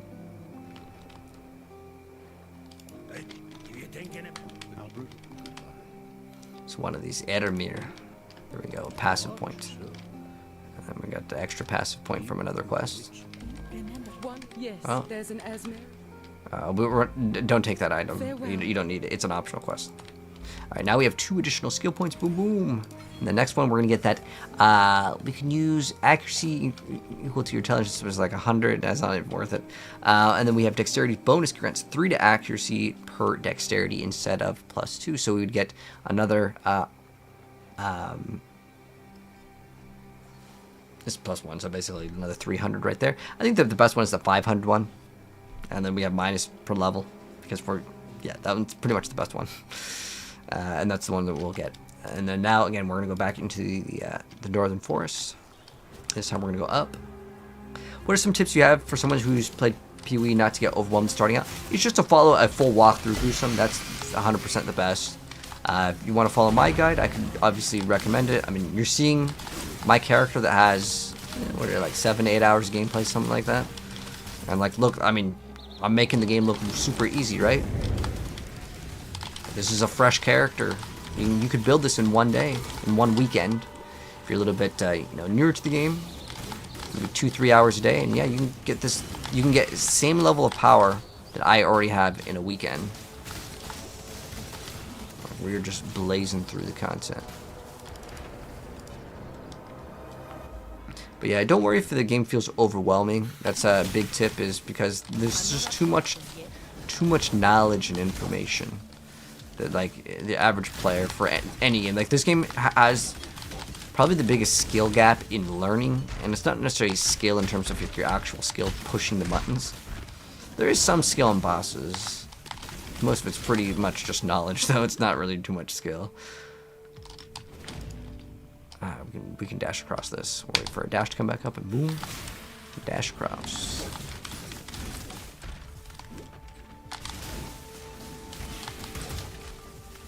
Hell, the ice kicked in right there. That's why I love it, man. It's worth it.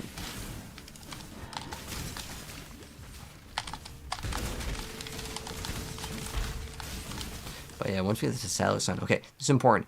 Look for the Kashar's star. It's almost always right next to Volstudy. It's always right next to where you go. You really can't miss this item. It's just another skill point. It's a free skill point. I only show you guys how to do the skill point quests because those are the only ones that really matter. Let's be real. In PoE 2, there's also a quest that will give you like resistances and stuff, but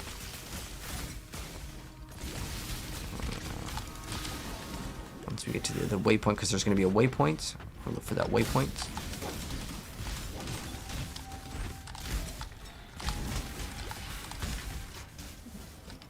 Approach, challenger. What's the reward?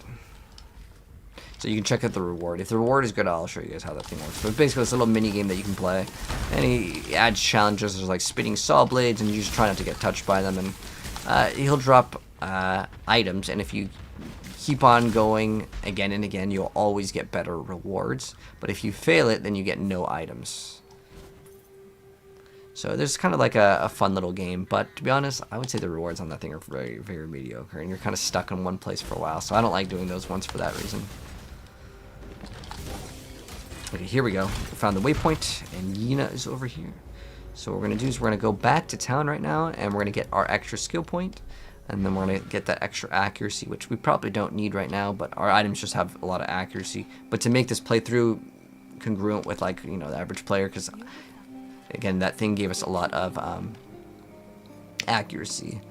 Like our gloves give us pretty good amount, and like you'll have this is one alchemy, but like this is giving us extra accuracy. I don't know what is giving us so much accuracy. I think it could be just also like the dex that we're getting.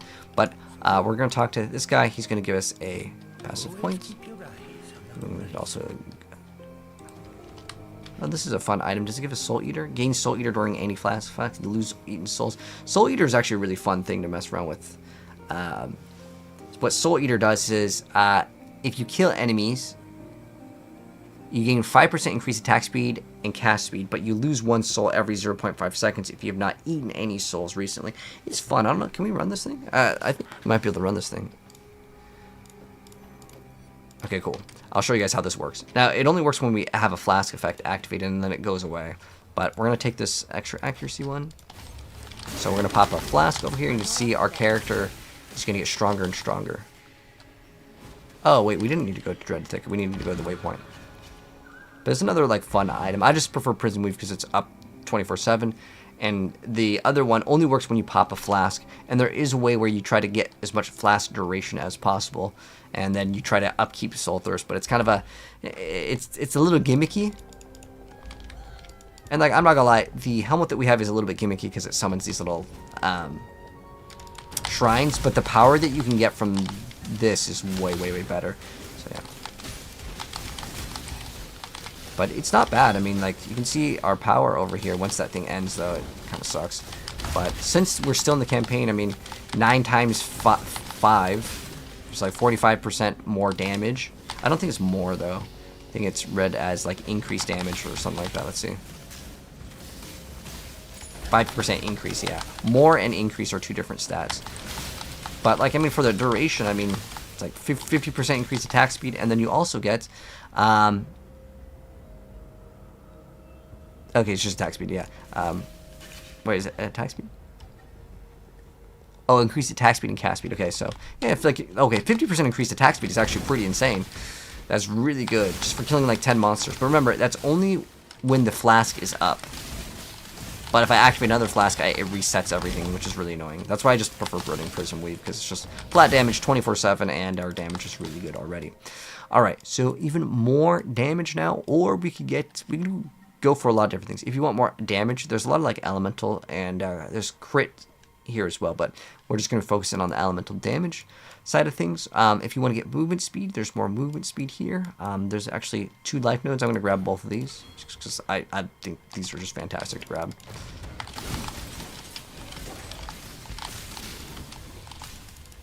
And regeneration shrine, nice.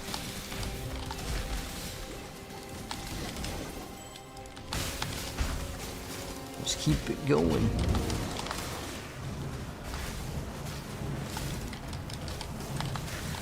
In the Temple of Decay, we just gotta get to the next area. But yeah, if you guys don't get the goal right now, don't worry. It's not really even that great until you get to the end game. The shrine effects are okay. It's not like terrible, but the reason why is these are called lesser shrines. The main reason why you actually run this item is because you get increased effect shrine duration and the effectiveness of the shrine. But when you get the actual shrines, they give you way better stats. These mini ones that it summons off the thing aren't really that exciting. I just felt like, okay, we can get it right now. And I feel like there's not really a great helmet that you can get while in the campaign. I just figured I want to get this one to show you guys, because we will use this later for sure. It's actually the best helmet in the entire game for a long time. There's nothing that can compare with the power of the goal. Like, it's genuinely just incredibly strong. And you guys will see how it looks.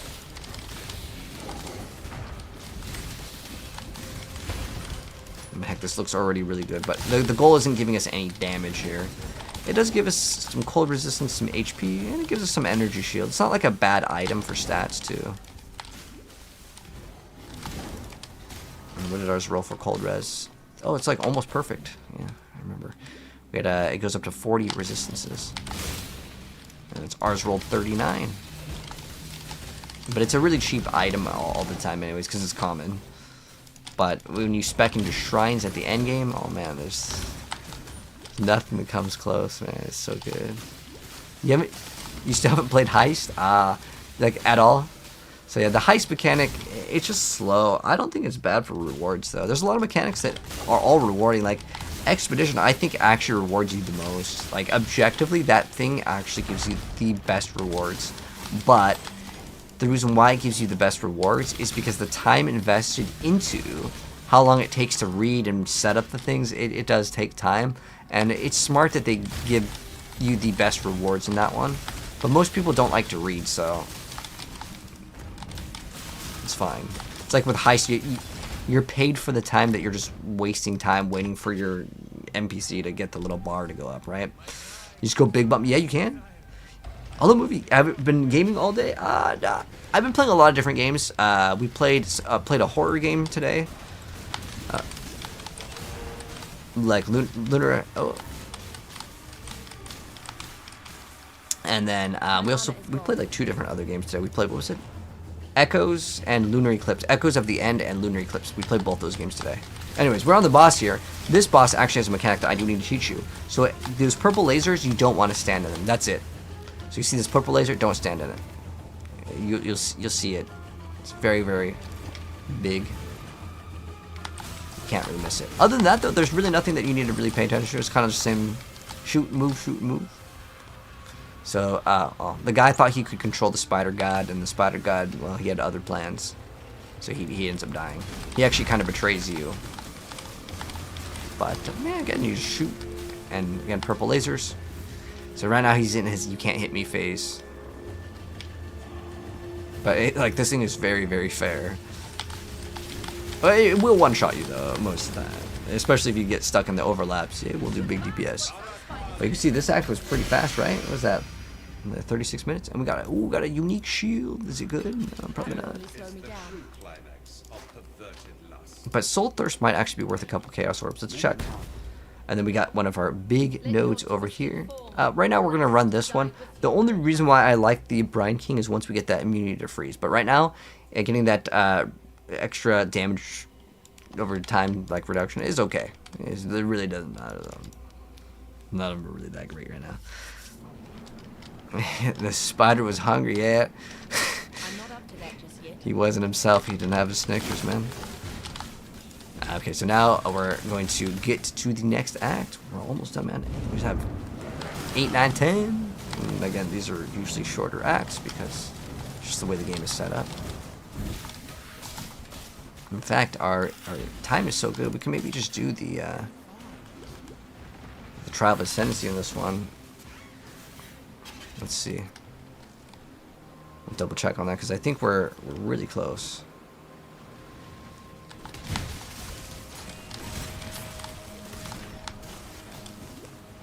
We're still running those Ondar gloves, which we could probably swap off. How's our resistances? Our fire res is not very good. So where would we replace our fire res? In our quiver. Quiver or a ring. But also, with this, remember how I was saying that we're gonna, like, we could put it into this too. But also, if I get this, it's gonna make it so, like, this is, like, something we can actually swap off of. And I kind of want to do that. So we don't have to get these all attribute ones. It's kind of annoying. But later, we can remove these points. But I'm gonna put these points in now. And then we can also grab this one that gives intelligence and strength. And then we won't have to have, again, all these all attribute rings. And then I can focus in on more big DPS rings. Again, Tessalio's sign is like just godly. We get two. If we get 2 Tessalio signs plus this, the cold res is actually finished. And then we just get fire lightning res in any of these slots. It doesn't really matter too much. But the Tessalio signs, again, the DPS is like unbeatable, man. Like for 1 Chaos Orb. It also gives us evasion rating, which is a great stat as well. Disease has infected San. But now we can go talk to the NPCs here. Watch yourself. And we are now at the next act. But remember, we have another Trial of Ascendancy to do. We actually have 3 more to do because you get a total of 8 points. But this one wants us to be level 55. We could just do this one right now. Let's go ahead and do the crew lab at the start over here, and hopefully it won't rip. But I'm gonna go super fast. But again, take your time with these. You know, in the, I don't know, what, 10 plus years that I've been playing Path of Exile, making like video guides on it, I died once in the Aspirant's trial, and I play this super stupid. And the time that I died was actually clicking on a strong box, and it exploded. And I died because of it. But yeah, we've been gaming all day. Oh, we could also get Artillery Ballista. I probably should show you guys Artillery Ballista. It's definitely worth it. But look at our damage. It's like so high it doesn't even matter. It's like the boss. For 1 Chaos Orb, just getting that like 800 DPS just made the whole game a cakewalk. Plus now we actually have extra defense. I don't think we have any physical damage reduction though. So if he hits us once, no, I'm not even kidding, we will die. Because it's an evasion based build. And Izaro specifically hits just for lots of physical damage. That's the one downside with Izaro. I don't know if I have to push this thing. Oh, be kind of careful on HP. Because I don't have Immortal Flesh, which is an item. If you are having trouble on these things, by the way, Immortal Flesh will make all of these, like the whole puzzles and the whole labyrinth, just a giant joke. Let's just put us right back to where we were, didn't it? But the reason why is like, imagine getting 300 life per second.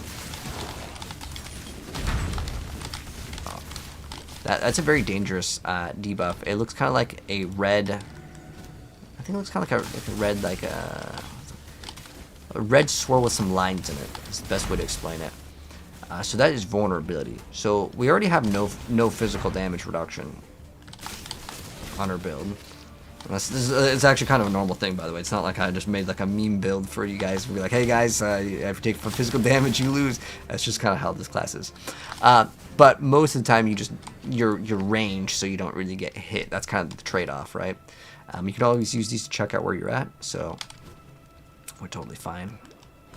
We just don't want to be too far out to the side if it doesn't connect to specifically doing the bosses. And if you ever get stuck at some of these and you're like, I don't know how to do this puzzle, more likely you don't have to do the puzzle. The puzzle, like sometimes there's puzzles where you have to like get all of these like these little like green canisters, and you have to like kind of complete a puzzle where you like one activates one activates another. You really don't need to do any of those. Those are only for like bonus rewards.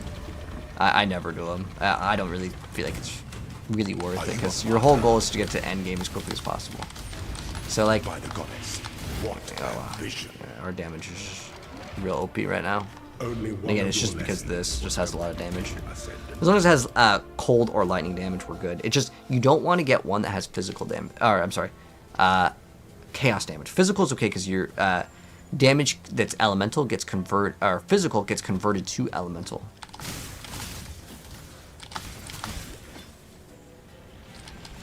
But yeah, again, take these slow. I know I'm super just go through everything as fast as possible. But take your time on these, man. The deaths in here, they can feel painful, but right now it's not a big deal if you die. In fact, even on the final lab, it's not a big deal because it's like 10-15 minutes in total. And if you die within the first 2-3 minutes, it's not really a big deal. Okay, so this is a good example. See how like this is off the path? We want to go, well, either way, I think we have to get here. So this one will not get us right here. It'll go here and then it'll go there. So we could use this one. It should be able to still get us towards the very final one. Sometimes, though, some paths won't. Oh, this is to get the key. I don't care about the key. We just want to complete the trial. And we're definitely going to get Artillery Ballista, and Artillery Ballista is way better because it does elemental damage, and that's all of our damage that we're getting is elemental damage for the most part on the passive tree. So it'd be good to get. So as you get harder in the difficulty, like this is the cruel version, like this is like the tier 2 lab. There's up to tier, like there's 4 of them. But this one may have like spikes that come out in the ground. There might be some spinning saw blades. Grab the key. I don't know if these are really worth. I know this is like never worth anything, and I'm pretty sure that's never worth anything. This one though, I don't know. Alright, so now we get to add 3%, or we can sacrifice a gem for currency items. I'm going to do that one because I think it's fun. Because the other like thing hasn't really been sold. So what we're going to do is we're going to grab a random gem, a galvanic arrow, and see what currency we get with it. Alright, let's go. Oh, orb of augmentation. Woo! It's trash. A lot of items shot out of that, but nothing was really that great. Golem's going crazy. All right, Altar of Ascendancy. So we already selected our class, so it doesn't really matter. So now what are we gonna get? So I honestly feel like our movement speed is really good, but we can get extra movement speed.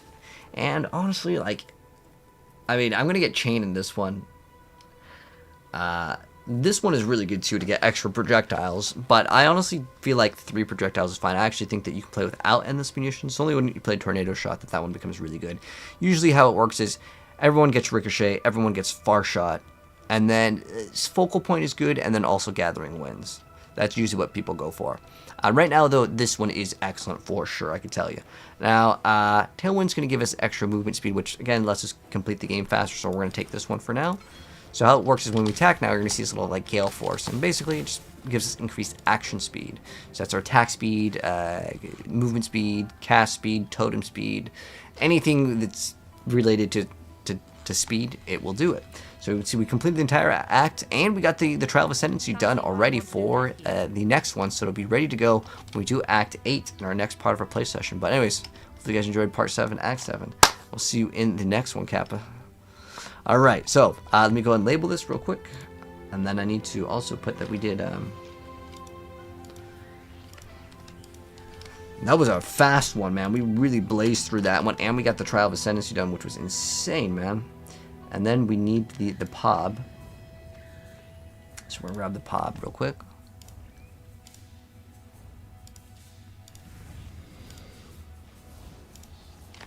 Copy this, and this is going to be Act 7, right? Yeah, we already on Act 7. That's crazy, man. Like every single time we do this, we get faster and faster. Mobalytics.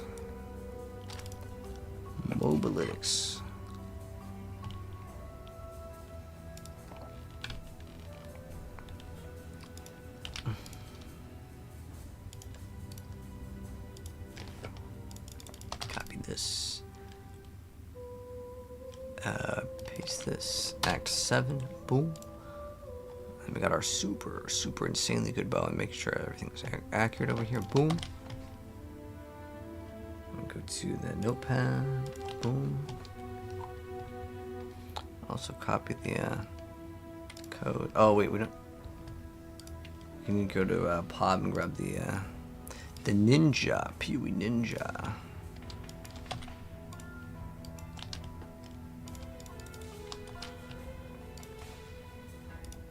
So glad Mobile Linux added this, because there's two reasons why. I actually do like the website for the most part. Although most Path of Exile websites are really good. There's a lot of Diablo websites are kind of bad. I don't know why. Like, all the Path of Exile websites are genuinely usable, but there are certain like things that I like with different Diablo pages. But like a lot of the Diablo ones, there's always something I don't like. But with every Path of Exile one, I genuinely think, just to be honest, I think people that play Path of Exile are smarter. Like, I'm not even throwing shade towards Diablo because I play Diablo, but I just feel like all the Path of Exile websites are pretty good, like the way that they're all just made. But we're going to do Act 8 now. Oh, there we go. So we have all these published. These are all published, right? Boom, boom, boom, boom, boom. Okay, there we go. Oh, yeah. I wonder why. Oh, this one says Deadeye, because this one's literally just Ranger here. Perfect. So we have all. I'm just making sure that 1, 2, 3, 4, 5, 6, 7. Okay, perfect. The reason why is I need these because two reasons. One, I need it for like my videos, so it helps out the guides. Two, I actually get paid from it, so like straight up, it's good. And then we can actually identify these items, and we'll see if any of these are actually worth anything. Probably not, but you can check. You can check, man. So the first thing we're gonna check out is Soul Thirst. Soul Thirst. Is this worth anything? Let's check it out, man. I don't have my. I need to throw in like Awakened Peewee Trade.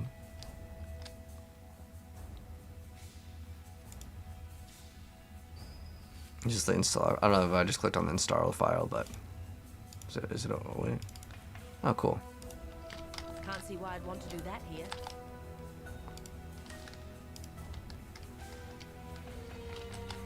What was my hotkey? I don't remember it. Oh. Shift space?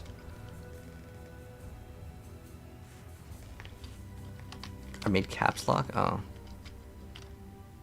It's unrecognized. Oh, it needs to update. Control D. That's what I thought it was. I guess I just swapped it just to caps lock. Thank you, though, Joe. I appreciate that. But I think what we need to do right now is it needs to update. So I need to do this. I need to do this. Where is it? Settings League. Oh. Thank you so much for the biddies. Oh, the big. What's that? The Craig gas. All right, let's see. Where's the update available? I'm pretty sure if you close, it updates it, right? As far as I recall, like it updates if you just close. I have to do this so I can actually see it because this goes away. I'm pretty sure it updates on exit, right? Let's see if it actually works. I might have to download a new one, but it's fine. It's like 2 seconds, like one megabyte or something like that. Where's download? Do we have the latest one? All right, let's see. It's running in the background. Okay. Yeah, I think it's unrecognized modifier. What does it not recognize? It doesn't even make any sense.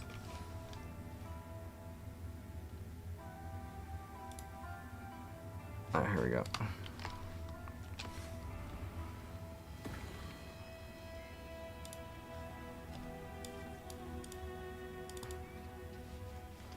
Or do I have to close the other one? I gotta say I have to close the old version of it. Alright, we're gonna open up this.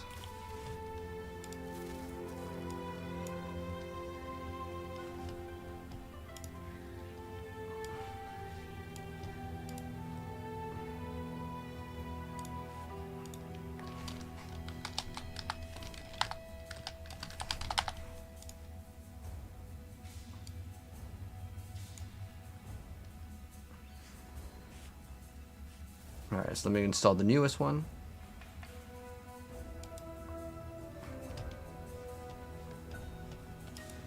Okay, there we go. Can't see why I'd want to do that here. Okay, cool. It's all fixed. 1 alk. What's this worth? 1. Dang.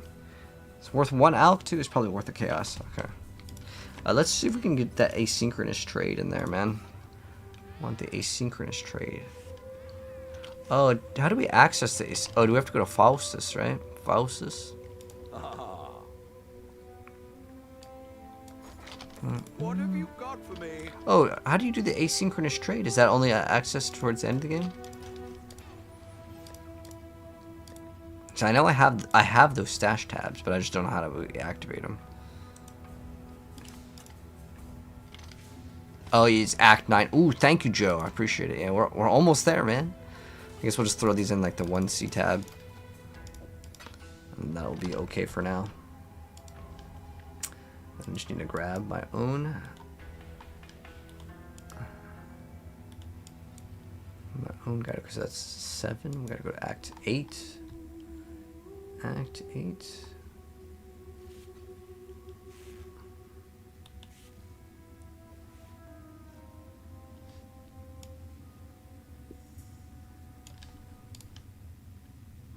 All right. So we already actually did the second lab, which is great. All right, so yeah, let's do Act 8 as well. I feel like we can get that done.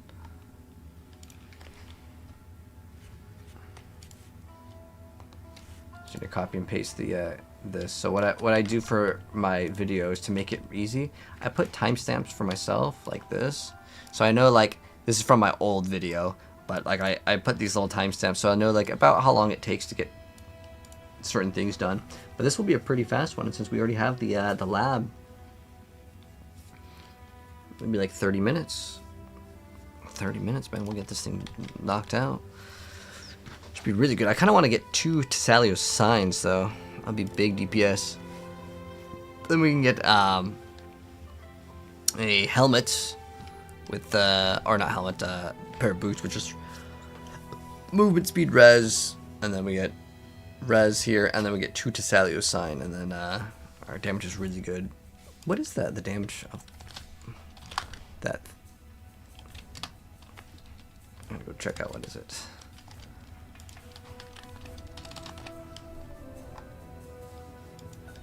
Let me see what this is going for real quick. Tessalio sign. Oh, it's like an alchemy now? Oh, it's like 1 chaos. So yeah, it's this that makes it so good. It's 40 to 60 damage is just like, it's so good. 40 to 60 damage. That is so massive. You also get 7 to 20. So it's like, you're basically getting like 50 cold damage. Those are, or like 60 actually. It's like 60 cold damage.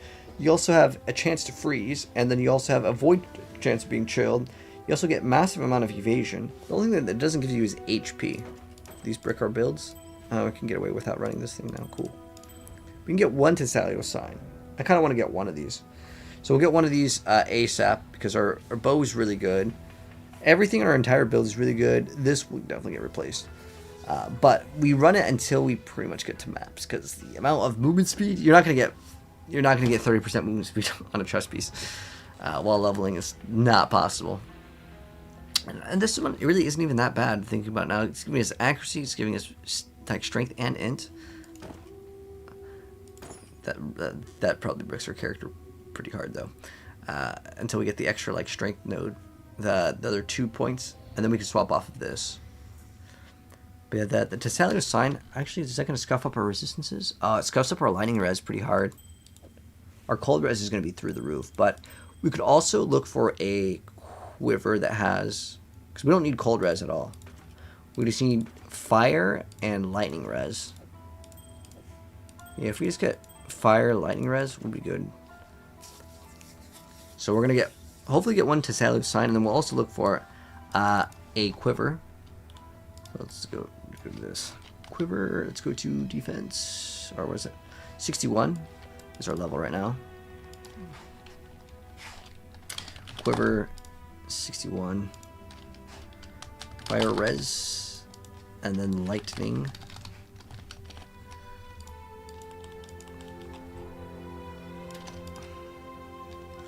Boom. There we go. This is Path Fix 01, right? Okay. Cool.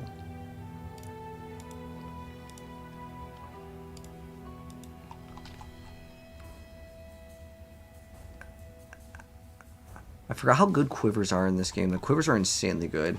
In PoE 1. PoE 2, they kind of suck. PoE 2 is just like, does it have like the level thing? That's the only thing that matters.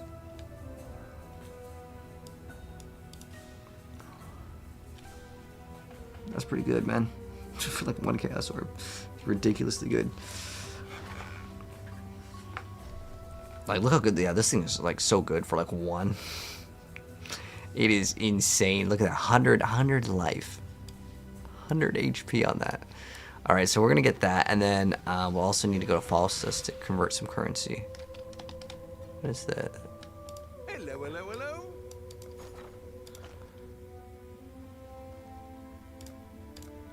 Scour Orbs. 3 to 1. Oh, that's not too bad. Alright. But let me go take a quick piss, and then we're going to continue. What's up, Etch? Been at this too long. Time to go to bed. Oh, you've been at this? Or are you saying for me? I need to go to bed. We'll do one more, and then I think about going to sleep. But anyways, I'll be right back.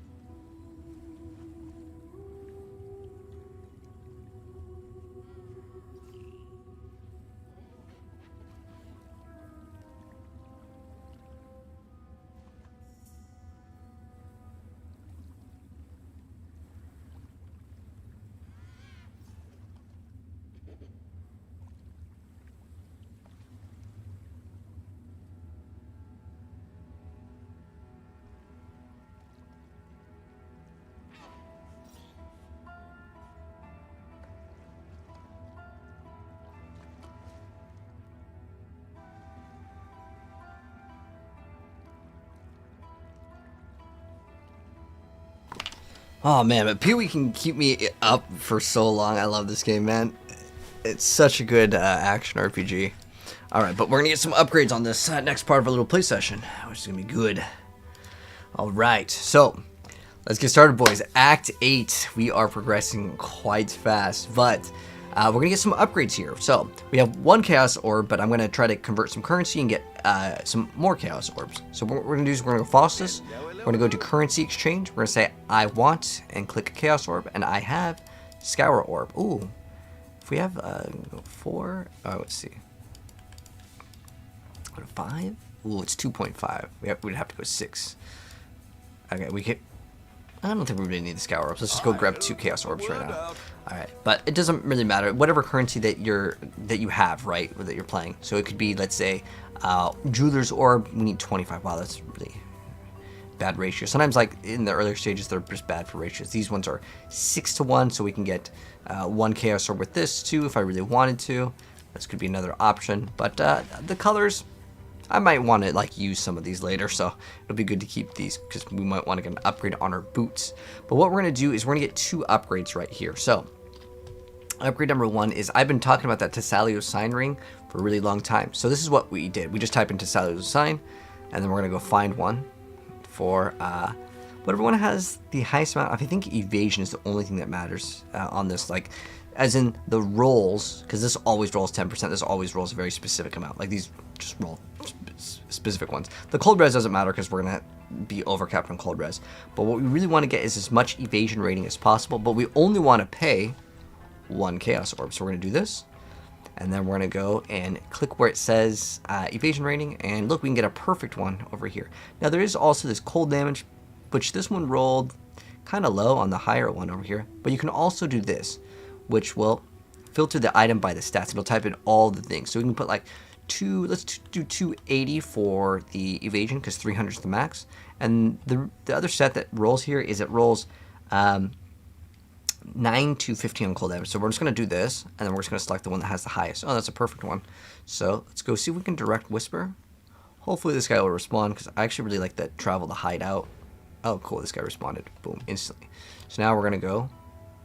And he's going to have to come to us. Because I don't have the area, because he might be in a different act.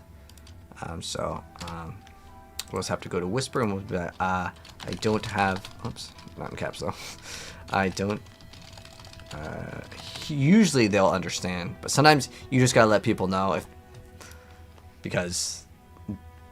they're going to be like, hey, why don't you come to me, man? So he's going to go grab the item, and we're going to get that. And then the next thing we're going to do is we're going to get an upgrade on our quiver, because we want to get an upgrade on that as well. So we're going to put in that, and we're going to get that Artisalio sign. I'll show you guys how much DPS we get from just this ring. So our damage is 22,000. It'll be higher when we're outside, but like for the most part. Now, it doesn't seem like it's very much, because that added cold damage to attack and spells and attacks, that over there will register in the damage, but what won't register is that 40 to 60 cold damage against chilled enemies. We also get that chance to freeze, and that's pretty nice, and we have an avoid chance of being chilled, but we also get a good amount of evasion rating from this. So you can see we get basically 800 evasion rating from this, and the reason why we get 800 instead of 300 is because over here all of this percent evasion rating gets added up. That's why I love this ring. The downside is it has no HP on the ring, but it has there's a good offensive and defensive stats on the ring, and it's really cheap. This is why I always usually run 1 or 2 of these, and they can carry you through the entire game. Like, they're really, really good. You can run 2 of them, and I might eventually run 2, but right now I kind of like the gloves that we have. What's up, John? How you doing, man? The next upgrade is going to be a quiver. So what I searched for on the quiver was I made sure that we also typed in our max level, which currently is 61. So here's what we did. We went to the level. Where's the level? Where's the requirements? Level 61. We're going to type 61 for maximum level. And then we're also going to type in these. So I need fire and lightning res because I don't have those. And then I put like 20 life, but like we're going to get way more than this. We're probably typing like 80. And then we're going to hit search over here. And you're going to see there's going to be all these different choices here. So we're going to sort them by like the most amount of HP that we can get. And we can just kind of see what we've got as far as options here. So this one's giving us lightning damage. That's really good. Fire. It's giving us, ooh, this is really good. It's giving us increased damage. But this one also gives us cold damage, which is great. But this one also gives us fire damage, which I didn't even factor in. That's really good. Ooh, this is a big amount of lightning damage too. That's a really nice amount of lightning damage. And then we get extra mana per enemy killed. That's another great stat. Like, quivers in this game are actually really, really crazy. For like the price it's just amazing looking at this. Oh, this one's giving us extra accuracy, which is good. But increased projectile speed is not bad either. But that chunky amount of lightning damage is what I actually want. So I'm gonna go for this one. This one's actually not bad too, though. Look at this. This is giving us increased damage with bow skills, and then we also have like 2 damage over here. But this is just like way too strong. So we're going to go ahead and lock in with this one, and then we're going to see how much damage we get with this. So our damage goes from 24,000 to 25. Now, it might not seem that high, but we're here for specifically the mana on it, and then also the resistances. Because now our resistances aren't messed up. Without this, our fire res is 30 and our lightning res is 30. So that really kind of solves our resistances. And then we're just going to throw these in here. And we can actually, I guess we can get a new item on the Genesis tree. Let's see if we have any currency. Unique items. Craft item. Let's get the craft item. Let's level. Oh, that's kind of low level. Maybe we'll just save these because these ones are lower level. I'm not sure if there's any use to saving these, but this is something that I didn't show off, and I want to show you guys this. So this area over here, this is a graph locker, and you can store all of your stuff here, which is so nice that they made this. Like, it really is awesome. Oh, you can actually store the hands here too. That's awesome.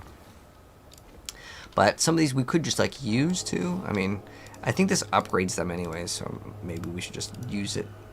She will soon bear fruit. And let's see if we get something cool. Ooh, we got 2. Oh, we got double. Ooh. We don't have any more of the blood. Yeah, we have lots of gear, Mystic. All right, so let's see what we got. Because this one over here, what was it doing? I didn't even really pay attention to it. So it's like physical as elemental. Oh, The base duration is 5 seconds. Oh, wait.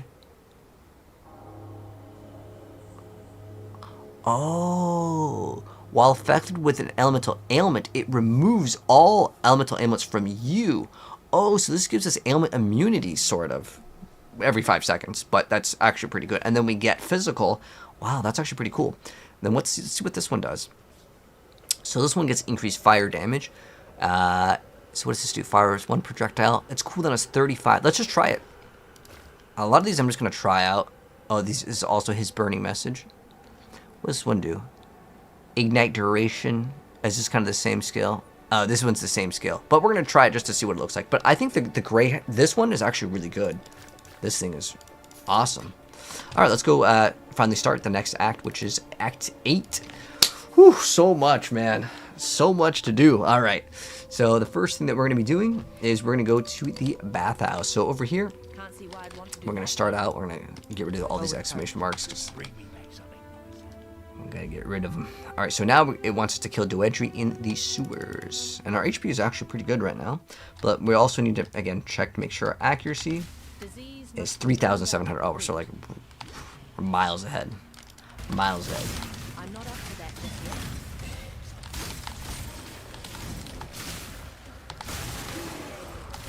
We're going to be flying through the content.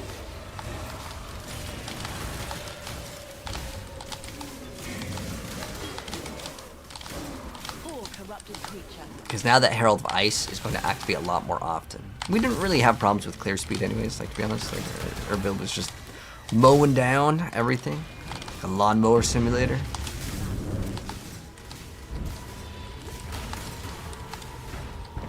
Alright, so we're going to go fight the boss. Doedry's cesspool.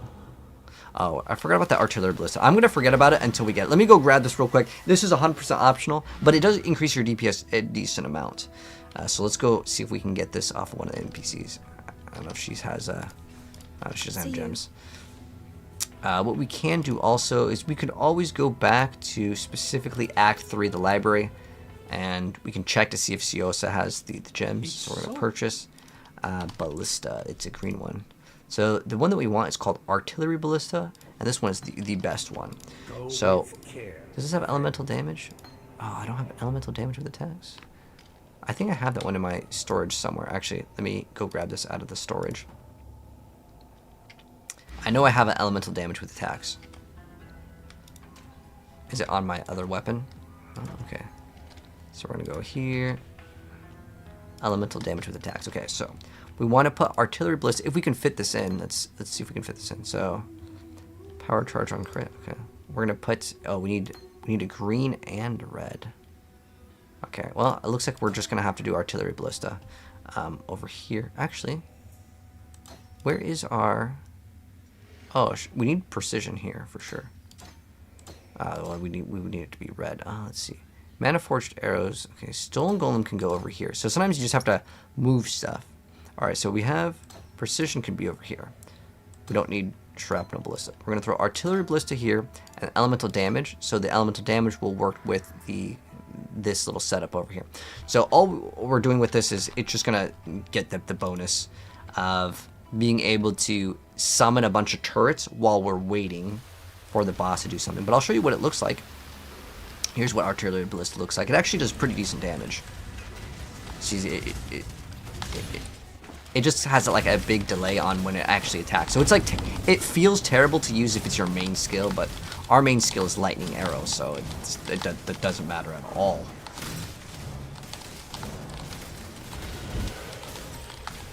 What's up, Raygun? How you doing, man? The Path of Exiles. What's up, brother? Just progressing on our build, and everything's coming along really good, which is awesome.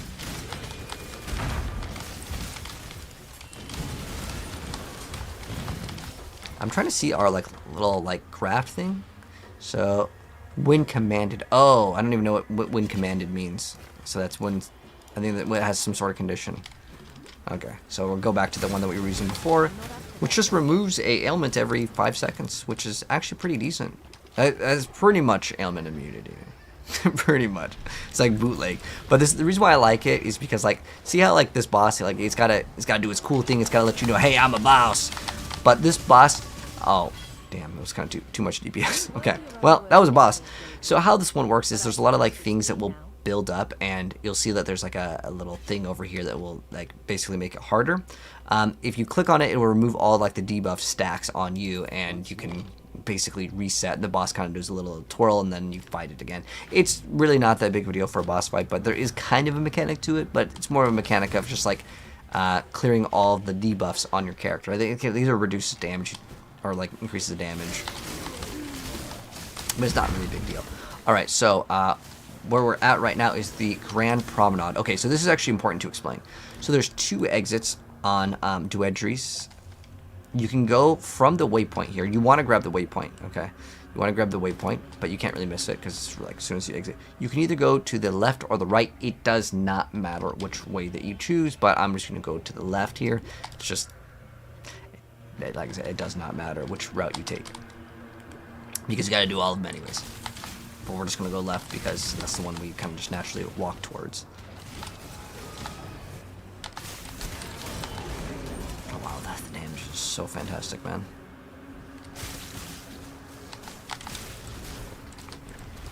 Also, these are great for strong boxes because like you can activate all of your artillery ballistas. Ballistae. It's probably like the plural for it.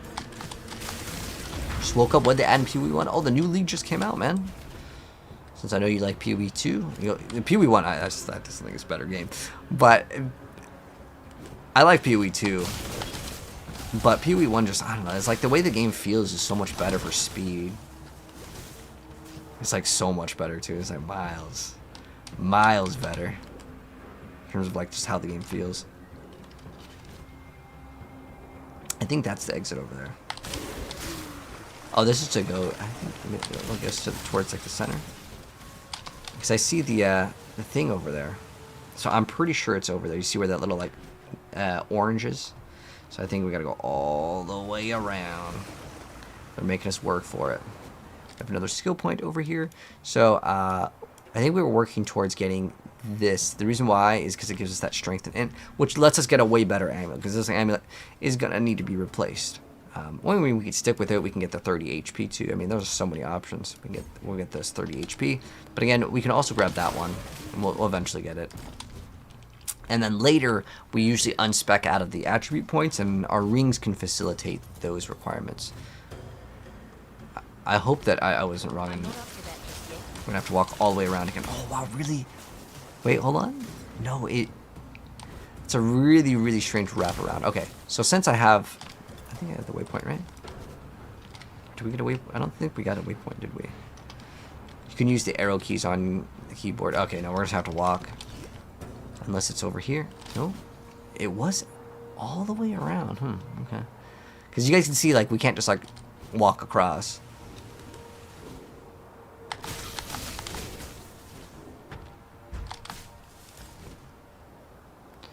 But if we gotta walk, we gotta walk. But our build's really fast, so it shouldn't be that big of an issue. I just ran out of all my flash charges because we had to walk all the way back.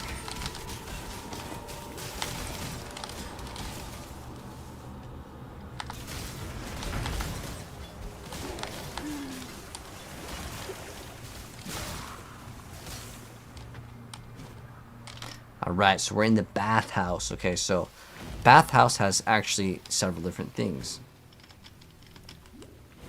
There's a few things we can get here. One of them is like a boss, and he drops a quest item. It's Hector. Oh, there he is. Kill Hector, and then we get the Wings of Vastri. And so we can deliver them to Hargon. We can just go complete this quest real quick and let's see what we get. Sometimes they update some of the quests, like items. Alright, so this is the reward for this is. Okay. So the Wings of Vastri reward. Okay, so this is just a jewel. Let's see if we get a good one though. Sometimes like the jewel one is sometimes okay to do. Okay, we got bleeding. It was like absolutely useless for us. Be well. But there's a bunch of NPCs with exclamation marks, so let's get rid of that. Hargan also has an exclamation mark. Oh, for the Doedry reward, we get to get a ring, but it's fine. We're not gonna get a better ring, so we don't really need to worry about that. So that quest is usually like you end up seeing it, but that one I would still say is not really necessary. It's like you don't really get jewels when you're going through the game though. So like I don't think it's terrible to do those ones in case you get a good jewel. It gives you some good stats potentially, but like it's hard to get a good jewel. But this is a trial of ascendancy that we're doing inside of the bathhouse.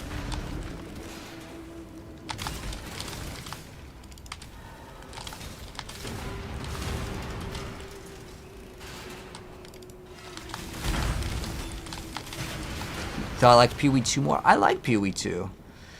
But the reason why I like PoE 1 is they're not stingy with movement speed. They let you go fast. There's this like idea that PoE 2 is supposed to be a really controlled game with its like movement and like you gotta dodge your enemies' attacks and stuff. But I think all action RPGs are like this now though.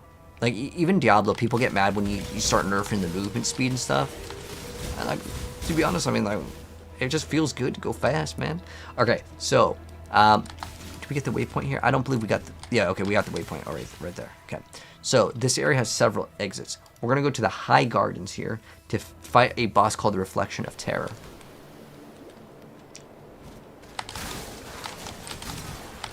So this one has a couple different things. So you have the Trial of Ascendancy in there. There's the optional quest that can give you the jewel, which we did do. And then you also have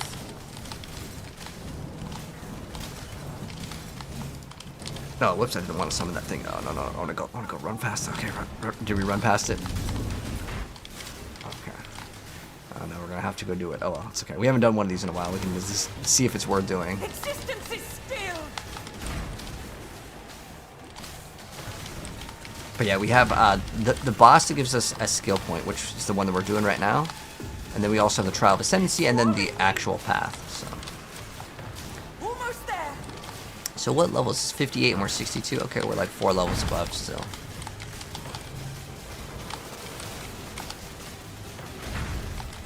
Alright, let's see what she gives us. Oh, this would be great for the artillery ballista too. Currency item. Ooh, we can do this. Alright, let's do the currency one. Just for a little quick dopamine hit. You know, I like doing that. Yo, thank you so much, City Cutthroat. Thank you so much for becoming a super fan. I appreciate that, man. Let me give you a katana flip, my good friend. Arigato so much for the support. Thank you, City Cutthroat. You love you some PoE, you're a filthy casual. Hey, it's all good, man. It takes time. Everyone has to start off in any video game. You're gonna start. Everyone's gonna be a casual, right? But let's go ahead and just get that quick little dopamine hit. And hopefully, Enter. we'll get some big monies, man. Get that currency. Oh, we're press 129. What are we? Oh, we're 110. Oh, okay. Well, I guess I didn't have the points. So we're gonna go back, and we will definitely do the next one that we see. We're gonna do.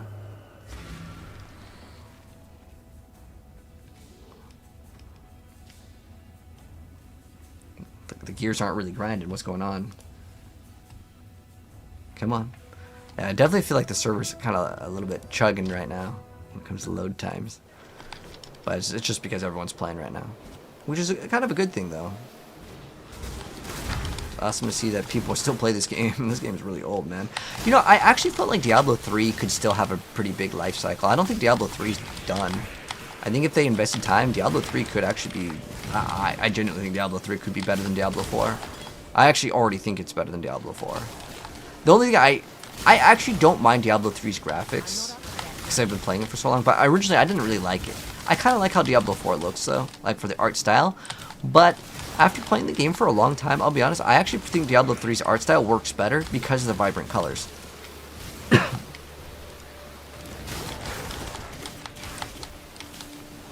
Because it's hard to see sometimes in all these games with like so many things going on, you know? Oh, by the way, don't get next to the porcupines when they die. The reason why is they explode and they do damage. The damage they do is physical damage, and physical damage, no good for us. But anyways, this is Reflection of Terror. He goes away. Don't get touched by the little like blue orb, or silver bluish orbs. But he doesn't really have anything that's super special. Just attack and move. He'll go hide inside the little pool, and then he'll come back out.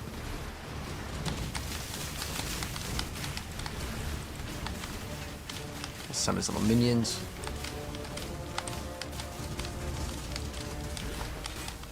We dropped a jewel. Cool. And once we kill him, we're done. We can go back to town, grab our extra skill point, and keep it going.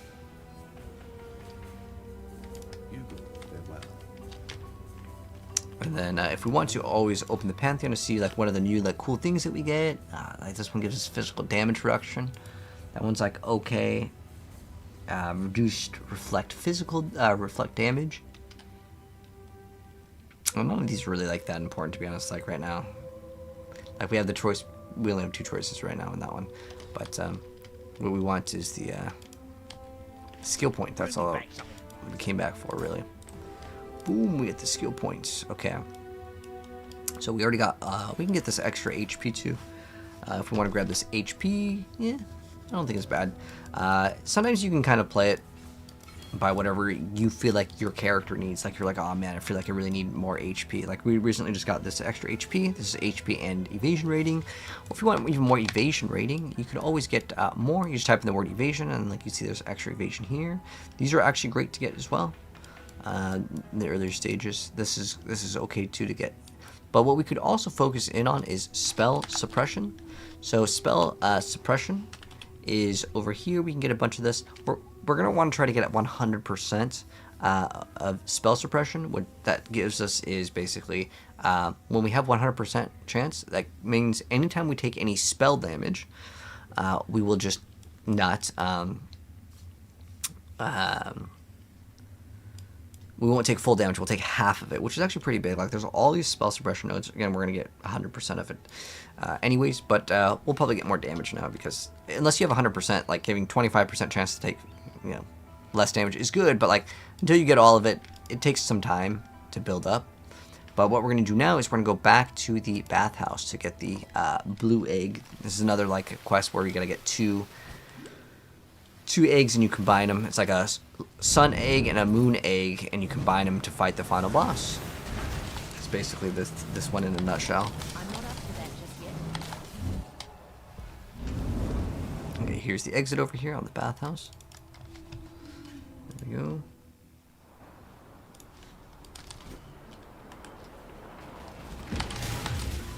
Lunaris Concourse over here.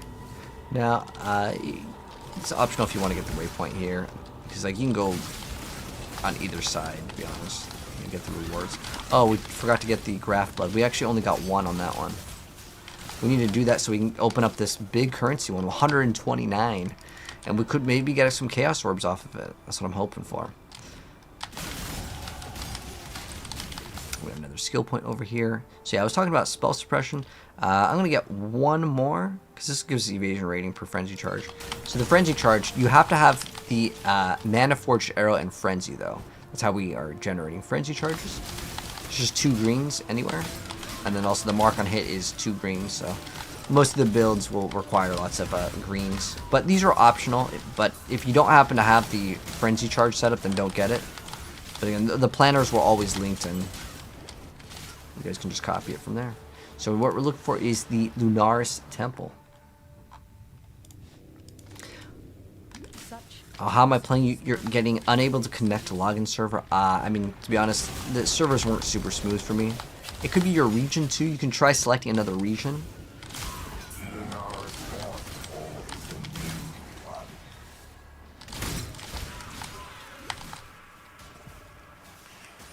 So over here, we're just basically progressing to the next zone. Let's see, where is it? Oh, we can go this way. The doors, man. The worst part of action RPGs. The doors.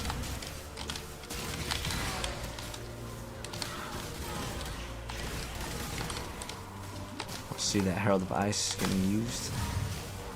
Very nice.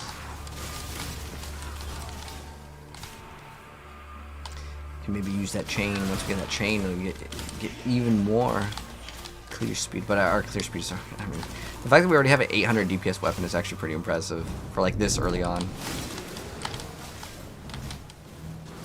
All right, we're gonna do one of these just so we can get the rewards, because I want that dopamine hit of some good loot. We're gonna open up this.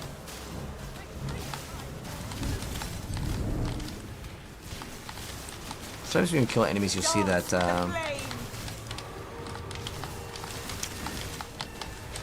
there's like a little like colored circles, and the colored circles, like if it's like a red or orange one, it'll be fire damage. If they take a second, then they'll explode. So you want to move out of those. And the key with Path of Exile is just like move, don't hold still ever. Any like same thing with any of the Survivor IO games, like was it Mega Bonk?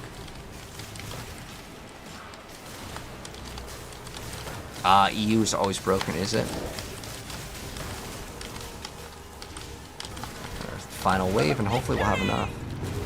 So we're at 111 or 156. Okay, we can open it now. Oh, we have a severed limb. This is part of the new thing. Oh, we actually are getting maps. If you see any maps, pick them up. We're going to be using them towards the end game. They're very, very important. Because you don't really want to run out of maps. It's not a very fun experience to run out of maps, I'll tell you that's for sure, man. Alright, so now what we're going to do... But they've buffed it since, so let's go ahead and turn in this real quick just to see. You don't have to do this, by the way. This is just so I can show you guys the upgrade, because I know the tree is going to get upgraded. And we're going to go... Oh, we have 2 more currency ones. That's so good, because we're just going to open up currency. So what we're going to get now... We have a 25% to get 3 additional currency items. Birth currency instead is dropped as many currency shards. I don't know if I would want currency shards. I think this has a 5% is low chance, but maybe we get something good. But yeah, I like this one the most, the currency one. All right, let's see what we get. Just like that. Chromatic. Nothing good, but like I don't expect to get like divines. I just wanted like 1 chaos though. I was just hoping to get 1. All right, let's go back to town and let's go continue on. A 1% chance for a mirror shard. Ooh, that's a. I didn't know. I wasn't even thinking about that. Fire. Mirror shards would be definitely worth it. But for me, like when I play this game, I like the currency, like where it's like more consistent. Like there's ones where there's different ways that you can play. Lots of games. You can go small risk but consistency, or big risk but like you might not get it very often. Yeah. Get that 0.000. Oh, that's really bad. It's just 0.00001 chance to get like something good. Or you can get like a 1% chance to get something good, right? Like that's kind of the PoE odds, to be honest. But if you're killing thousands and millions of monsters, then well, things add up.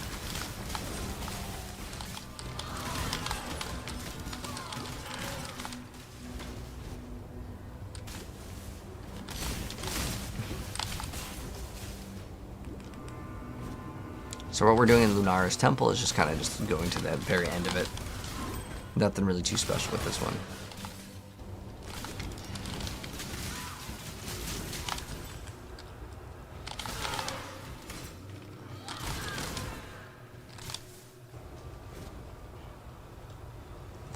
Just getting the next part of the egg. Ooh, whoa, there's like a big amount of stun. Ooh. I feel like I got like quadruple stunned or frozen or something. This chain CC was like Diablo 1, man. Diablo 1's pretty rough for like a hit recovery. D2 is not as bad, but D1, man, it actually is pretty fast.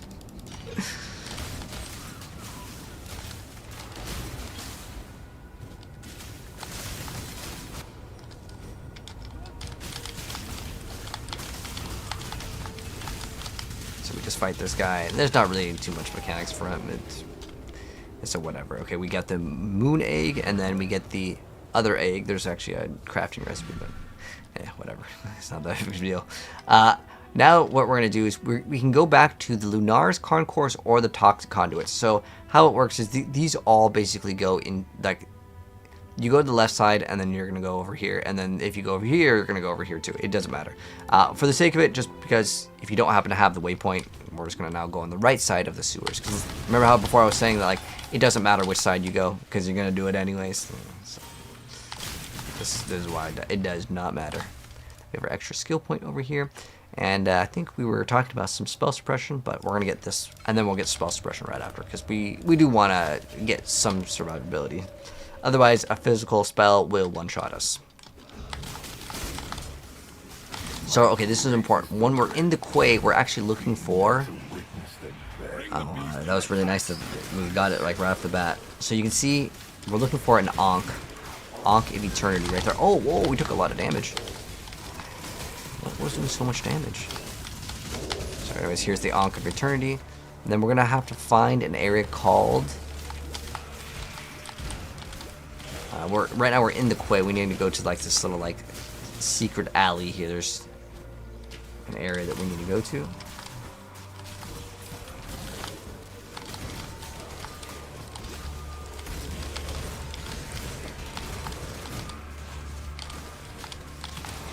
So there's like the marketplace and there's another area. The clear speed is so good though, man. So there's 2 exits on the quay. So there is the resurrection site. This is what we're looking for. But you have to get the Ankh first. If you don't have the Ankh, just look for it. We got pretty lucky, I'm not gonna lie. I'm just gonna end this thing so it stops the little like gray haze that makes it difficult to see. See if we got anything cool. Ooh, okay, hold on, this has a lot of stats. 2 to maximum energy shield. But yeah.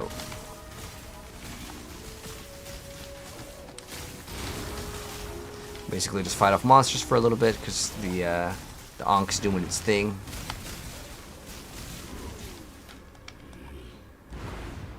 So like he's a zombie and she didn't want to kill, like the story is that like this is her husband and she didn't want him to die because he got like corrupted, and so she like chained him to some like stuff and just kept him like over here. Okay, and then now he's dead, so now she wants us that we'll talk to her in town, or she'll give us a skill point reward. But that was the skill point here, and then we're looking for the I believe it's called the marketplace. That was actually one of the fastest runs that I've had in this area. This area is actually very, very large. So if you don't find the Ankh immediately, do not worry, dude. There's been times where I get stuck here for 5 to 10 minutes, which is like actually really long. Very long.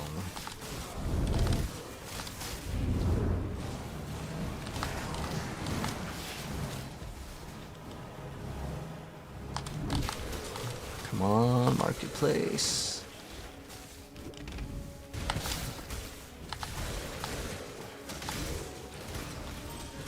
This is the marketplace for like Battlefront or something like that. The Gyring Gate. Okay, here we go. So it's Gyring Gate. Then from the Gyring Gate.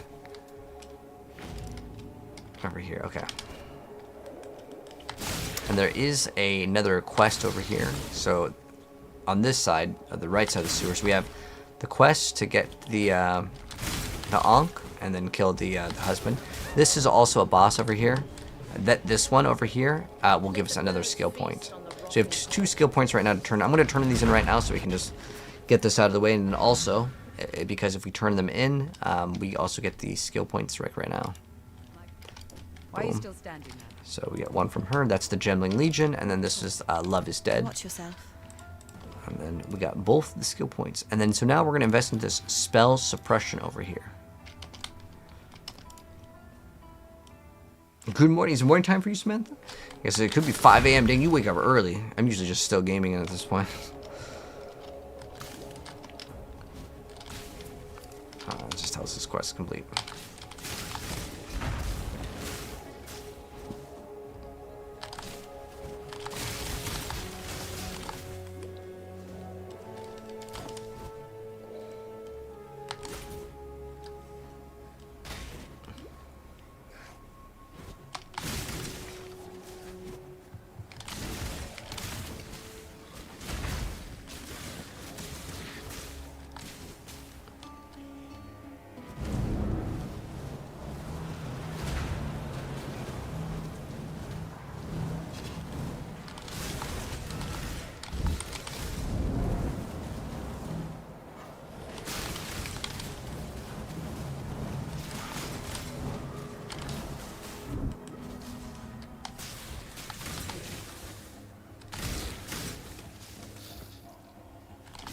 Which act are we on? We are currently in Act 8. It's in the top left. Yes, now it's Imperial Fields. And then now we get the red egg. Or zoom in. I don't really stop it for really anything anymore. I mean, the other currency stuff, even if it's like a currency one, I'm not going to do it anymore.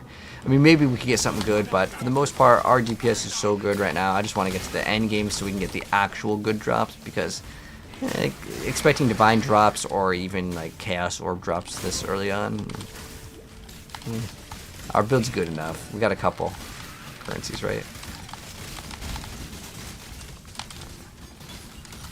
But you see how powerful our character feels already? Now once we get the map ones over the other ones, the shrines, oh man, it's even faster. You like how they keep supporting the first one? Yeah, I think it's great. In fact, I mean, to be honest, I think if you talk to most people that actually play PoE, they prefer PoE 1. That's me too. I mean, I like PoE 2, like, as well, like, the second one. But I think Path of Exile 1's better game. It's just like, the way the game feels is way better. Path of Exile 2 was fun, and it still is fun. But it's kind of more of like a novelty experience to be like, okay, everything's all slow, but like, let's be real, man. If you compare the speeds of the game, dude, it's a pretty big difference.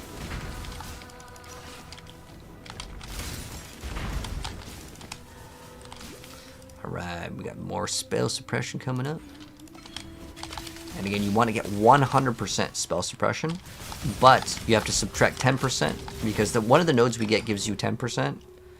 And it only counts when you're full HP, which means that, like, well, if you just take any damage, then you don't have it. Which, I don't know. I mean, you can rely on it for the bosses, which is usually the thing that's going to give you big damage. But I would rather have it up with that thing. There's also another node that you can get, which is called your chance to suppress damage is lucky.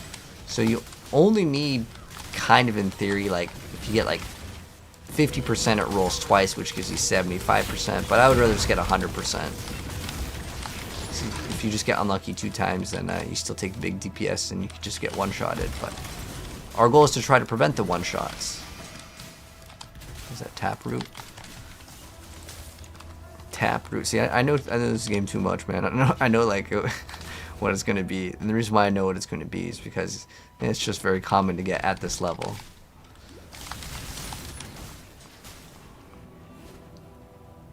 Because there are multiple like daggers that are unique, but like the chances of you getting some of the ones that are more desirable are going to be lower until you get, you know, towards the end of the game.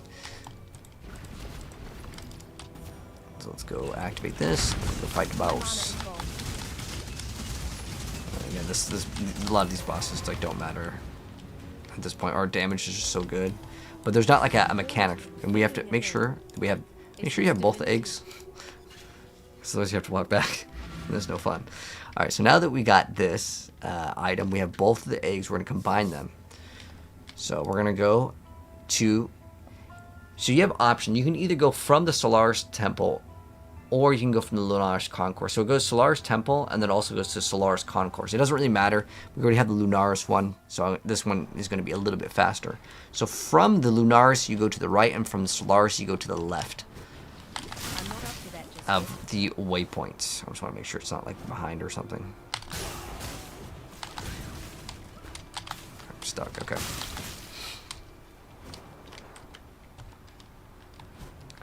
Okay, here we go. Let's see. The Harbor Bridge. So this is what we're looking for. Yeah. Yes, the Harbor Bridge. You have to have both of the eggs, and then you go to the Harbor Bridge.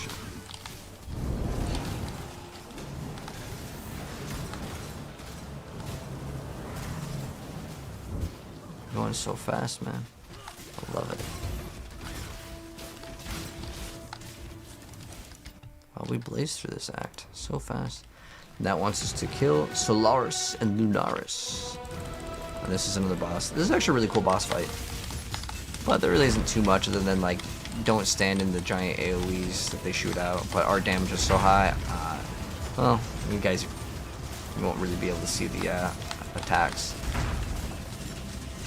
Yeah, you see how some of the attacks, they do damage, but I'm gonna go do more damage and just kill it. There's a couple like zigzags for like the other one as well. Oh, we're still battling. I thought it was already dead, but we killed it really fast anyways. Now, can go to the Blood Aqueduct. Now, this is also a really fantastic area to level up, by the way. We're already level 65, so we're over capped. I'm kind of new to the series. How do you gain access to the new expansions? Oh, so how it works is there's not like an area that you go to. You have to make a brand new character. So if you ever played like Diablo or even Path of Exile 2, right? How it works is you just create a new character and you have to make sure that it's on the new like league is what they call it. So new league is the new season.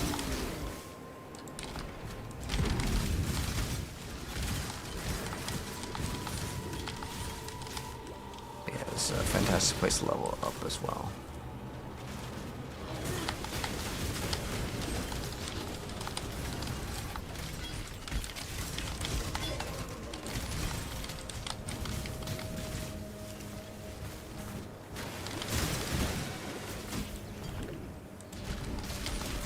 Go really fast.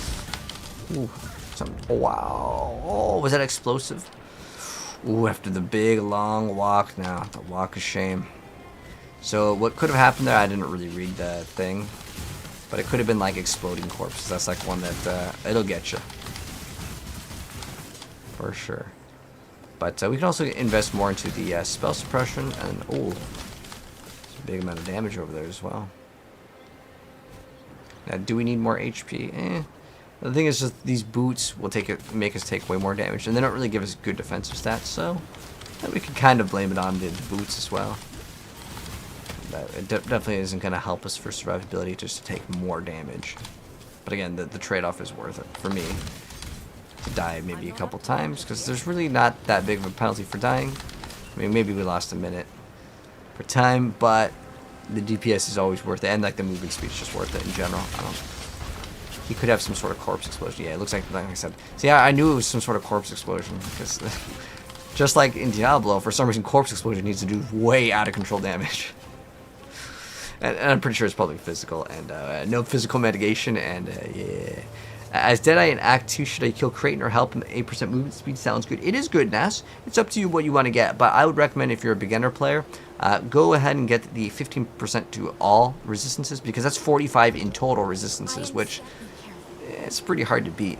Like, you know, on the skill tree, the only other area where you get like good movement speed for like or good resistances for points, you get like, because if we're looking at how much movement speed you get, there's not really any like just flat movement speed that doesn't give you any other bonus, but like you can get, this is 9% movement speed for 2 points, but to get 45 resistances, it's like 3 points. So I'd say objectively it's like the better choice. To help Alira is the one that you want. Yes, but there's a bunch of until next time. NPCs to talk to, so we can go ahead and follow Fargod. That's a funny username. Epstein Game. This came out in like 2012 though, man. It's pretty old game. So you kill him? Yeah, I would recommend killing him now. So the extra resistances is very beginner friendly. But anyways, that's going to wrap up Part 8, Act 8 of our little walkthrough play session. GG's, and we'll be back with Part 9 very soon. Alright, yeah, just so you can kill him. And how do you make your character move that fast? So it's going to be movement speed. So the good items to get to give you movement speed are Gnomic Storm is really good. Fox Shade is really good. I would recommend you to check out my like walkthrough guide. And also Samantha, thank you so much for the heart gift. I appreciate that. Thank you, my friend. But what is that? It's like 2 a.m. It's time to go to sleep. And this way we can finish. We just have Act 9 and 10 tomorrow to go ahead and do. We've been progressing a lot on this.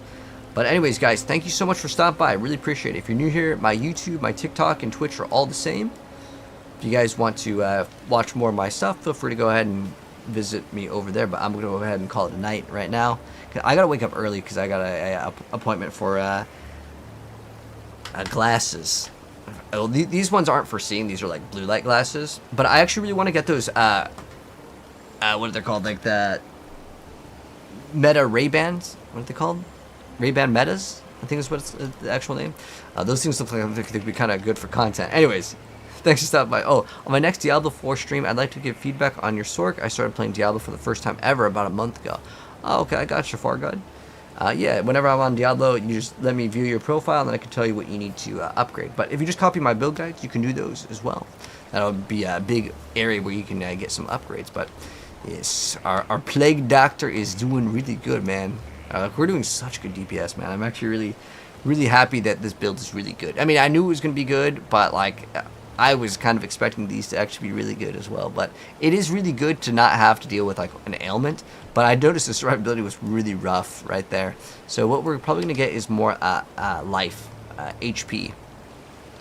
But we can also get more spell suppression. So we have 40% now, and then we're going to get more here, and then where's the other spell suppression? You can also get it on gear. I gotta remember that it's possible to get it on gear, but this is another, what is it, 12, 5, what are we at? Let me calculate this out real quick. We got 40% right now. So we're at 40, and we actually have to subtract, oh wait, did we get the big node? Because this one has a really big node, right? It's another 15, plus 15, so we're at 55 over here. 55 plus 12 plus, what, 15? We're at 82. And then, isn't there another one? Suppress is lucky. I mean, that one's not too bad to get. There's another, like, evasion and spell suppression one that you can get where it gives you, what, 15% if they all have evasion. So you get another 15 right there, and that's 97. So we have 97 ready to go. Minus 10, then we can just get lucky, and then, it's, like, close enough.